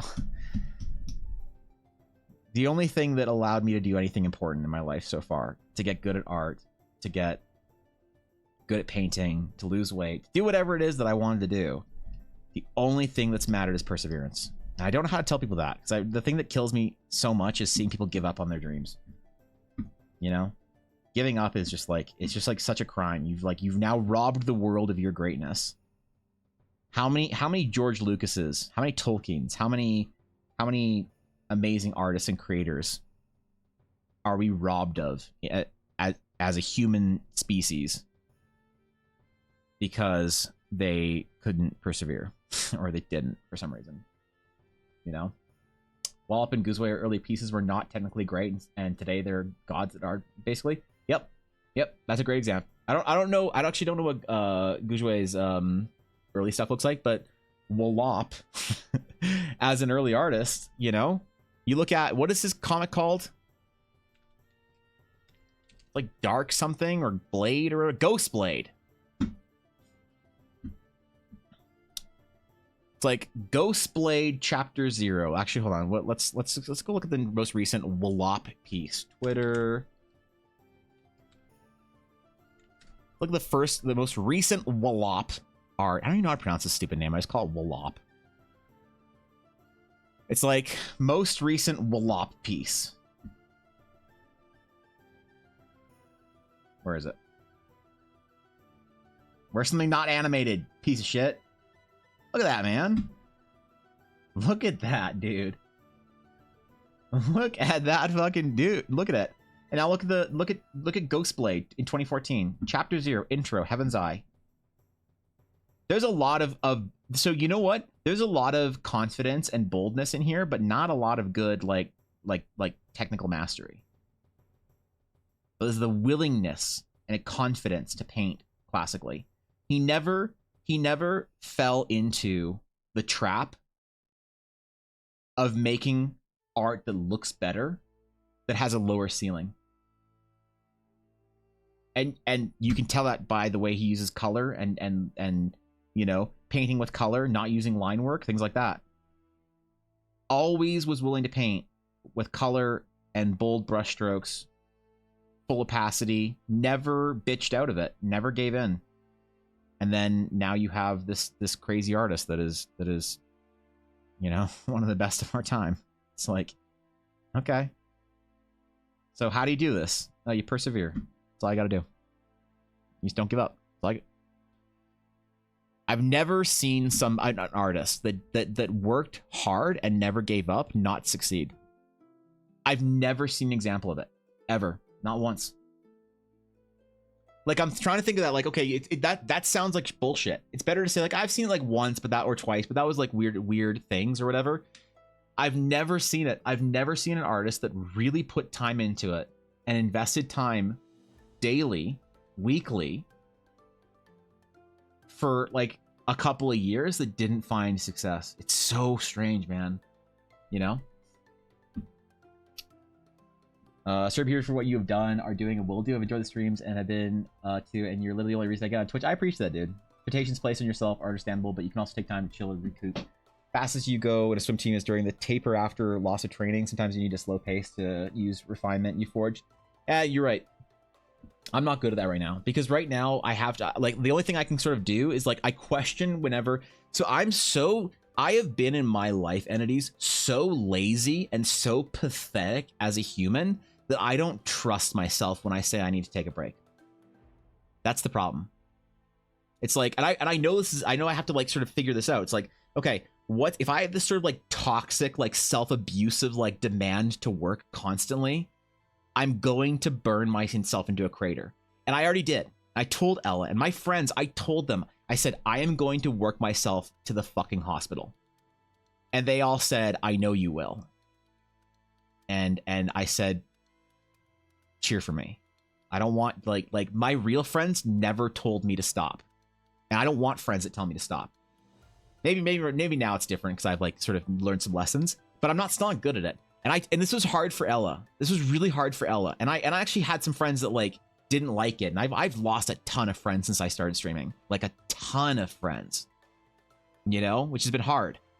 But like Ella, it was really hard for her to watch me work myself to sickness.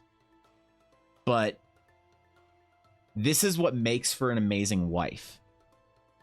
Is that she believes that her concern for me and watching me suffer to do something that's important for me is her burden to bear as my wife. It's what she is supposed to do. And sometimes when you see somebody that's close to you that is like hurting themselves because they're working too hard or burning themselves out, you want to be like, oh, no, stop. It's too painful to watch this happen. Like my parents did that. They're like, oh, we can't watch you burn yourself out, you know? And it's like, can you love me enough to understand that the importance that I need to do this, that I need to see myself to like go to the very edge. And I need to risk the fucking grave for a couple of years. I mean, obviously it's not that dramatic, but it's like, yeah, I need to burn myself out working super hard because I need to murder, just start Claymore, execute the laziness inside of me, you know, the inaction. And Ella understood that. And so she says it's really hard to watch me, but she believes that it is her duty to watch me and support me. And so when I'm sitting there at 3 a.m. in front of my computer and I'm just sobbing in my fucking gloves because I can't get something right with my art, she doesn't say go to bed. She says, you got this. And that's what I need from the people around me. That's what I need from my friends and family, and especially from my wife, right? That's what makes that so powerful. And but now I think I am sort of learning that lesson. I need to figure that balance out a little bit because you're absolutely right, Entities. I need to take some time and chill out and whatnot. So I don't know, man. Party strength building, dude. Thank you, Soja. Thank you. I hit new PRs, dude. I'm maxing out machines, bro. I'm maxing out machines in the gym, and I feel great about it for the first time. You know, for the first time in my life, I feel strong, which is like a really crazy feeling to have. I didn't think that the weight loss journey would come with that so early on. So, because I'm still not aesthetic, I'm still a fat fuck, but at least I can get to that like feeling in, you know, in the gym or whatnot, and I feel really good about it. It's helped me in other ways too. So, thanks for recognizing it, Soja. I appreciate it. Can't speak for anyone else, but I'm here to listen and post long, arduous paragraph comments based on the topic. Yes, that's why. That's you. Good. Whether it be memes or hard stuff, objectively, I'm not here for content. I'm also here to hang out and appreciate the process. Yeah, I appreciate that. You know, that's why I like to format my stream like the guild meeting. You know, I always want you guys to feel like you're part of a guild and like you're part of a group of people that y'all like each other. I never want my stream to be about me. You know. And so when people are just happy to chill here and hang out, it's like whatever we're talking about or whatever's going on, that's like it's pretty good. But that's what I live for. Those angles, yeah, right. What's up, Oda? Basically entering into that era now. That's awesome, bro. That's awesome. And yeah, you're gonna crash and burn. It's gonna hurt, man. It's gonna hurt. You're gonna fly too high and then fall way too hard, and it's gonna fucking hurt. But the damage done will be worth it. Maybe. I don't know. I don't know if I'm doing it right. I think Guzwe is even more obvious. Early pieces were basically in the "this is my OC, do not touch" category. There's something wrong with that being in that phase. What is okay? Hold on. Guzwe. Actually, you know what? No, fuck this. Guapo Bobby a book. I have. Hold on. There's an early Guz. Hold on. There's like an early section, right? Yes, I think there is. Hold on. I think there was an early era in this, like a development in the introduction. If I'm not mistaken. Yeah.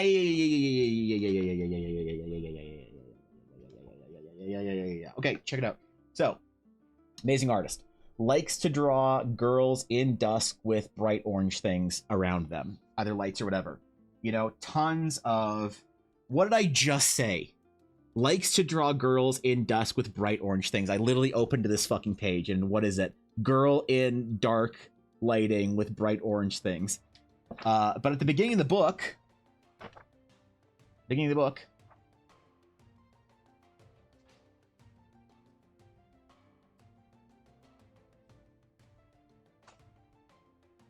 there is an early days. Look at that. 2013. Oops, sorry. My light's kind of fucking up. Right? Like 2015, starting to paint. Get a little bolder. You know, I just completely forgot my dog was here until I heard her collar jingle just now. I completely forgot that she was in this house until just now. 2016, starting to refine. Right? Like this is what I'm talking about, man. This is what persistence looks like. And this is what I was warned of. In an ominous warning, I had a group of painters that were sort of friends of mine that were from China. And they said at around 2010 or so, no, 2011 or 12, like my first BlizzCon, they said, you're going to see Chinese artists dominate the internet in 10 years. And I was like, why?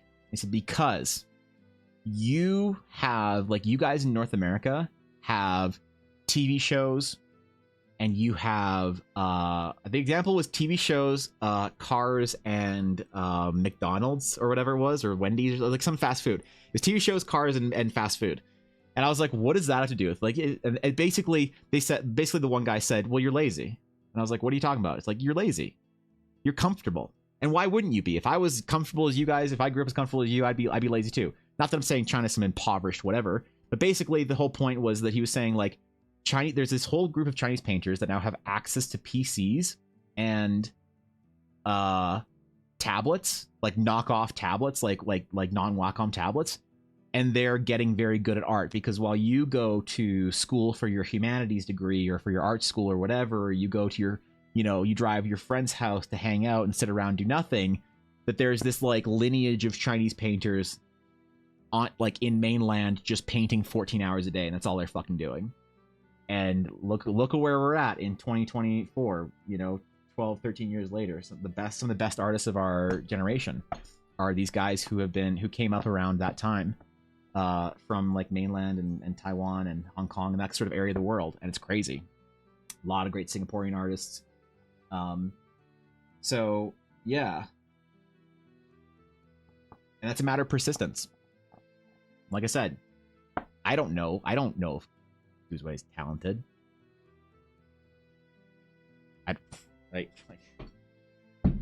Who knows, bro? But persistence, that gets you there. Persistence gets you there, which is why I have to start painting instead of doing safe, fun character sketches like this. Whoa. I gotta stop doing stuff like this.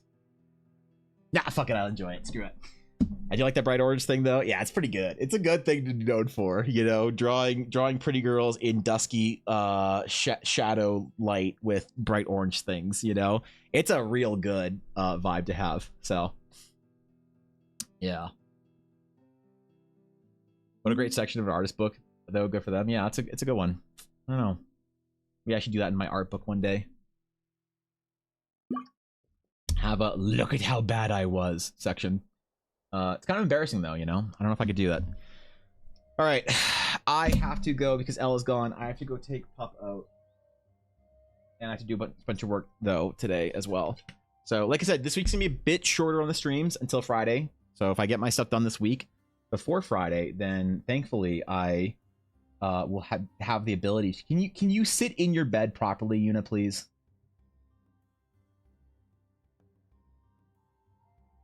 Yuna.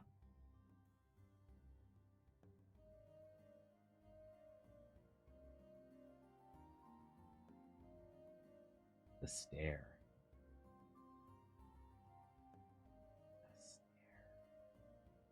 All right. Well, anyway, yeah. So I got to do some stuff today so that I can actually have a long stream on Friday, which means we're going to call it there. But hey, thank you guys for chilling. I appreciate y'all. Thanks for relaxing with me today. Thanks for hanging out for a chill day. Tomorrow's gonna be fun. We're gonna relax. Not as much as Yuna is relaxing right now. None of us are gonna be that chill. What are you even doing right now, Yuna? She thinks I can't see her right now. She has no idea there's a camera pointed right at her.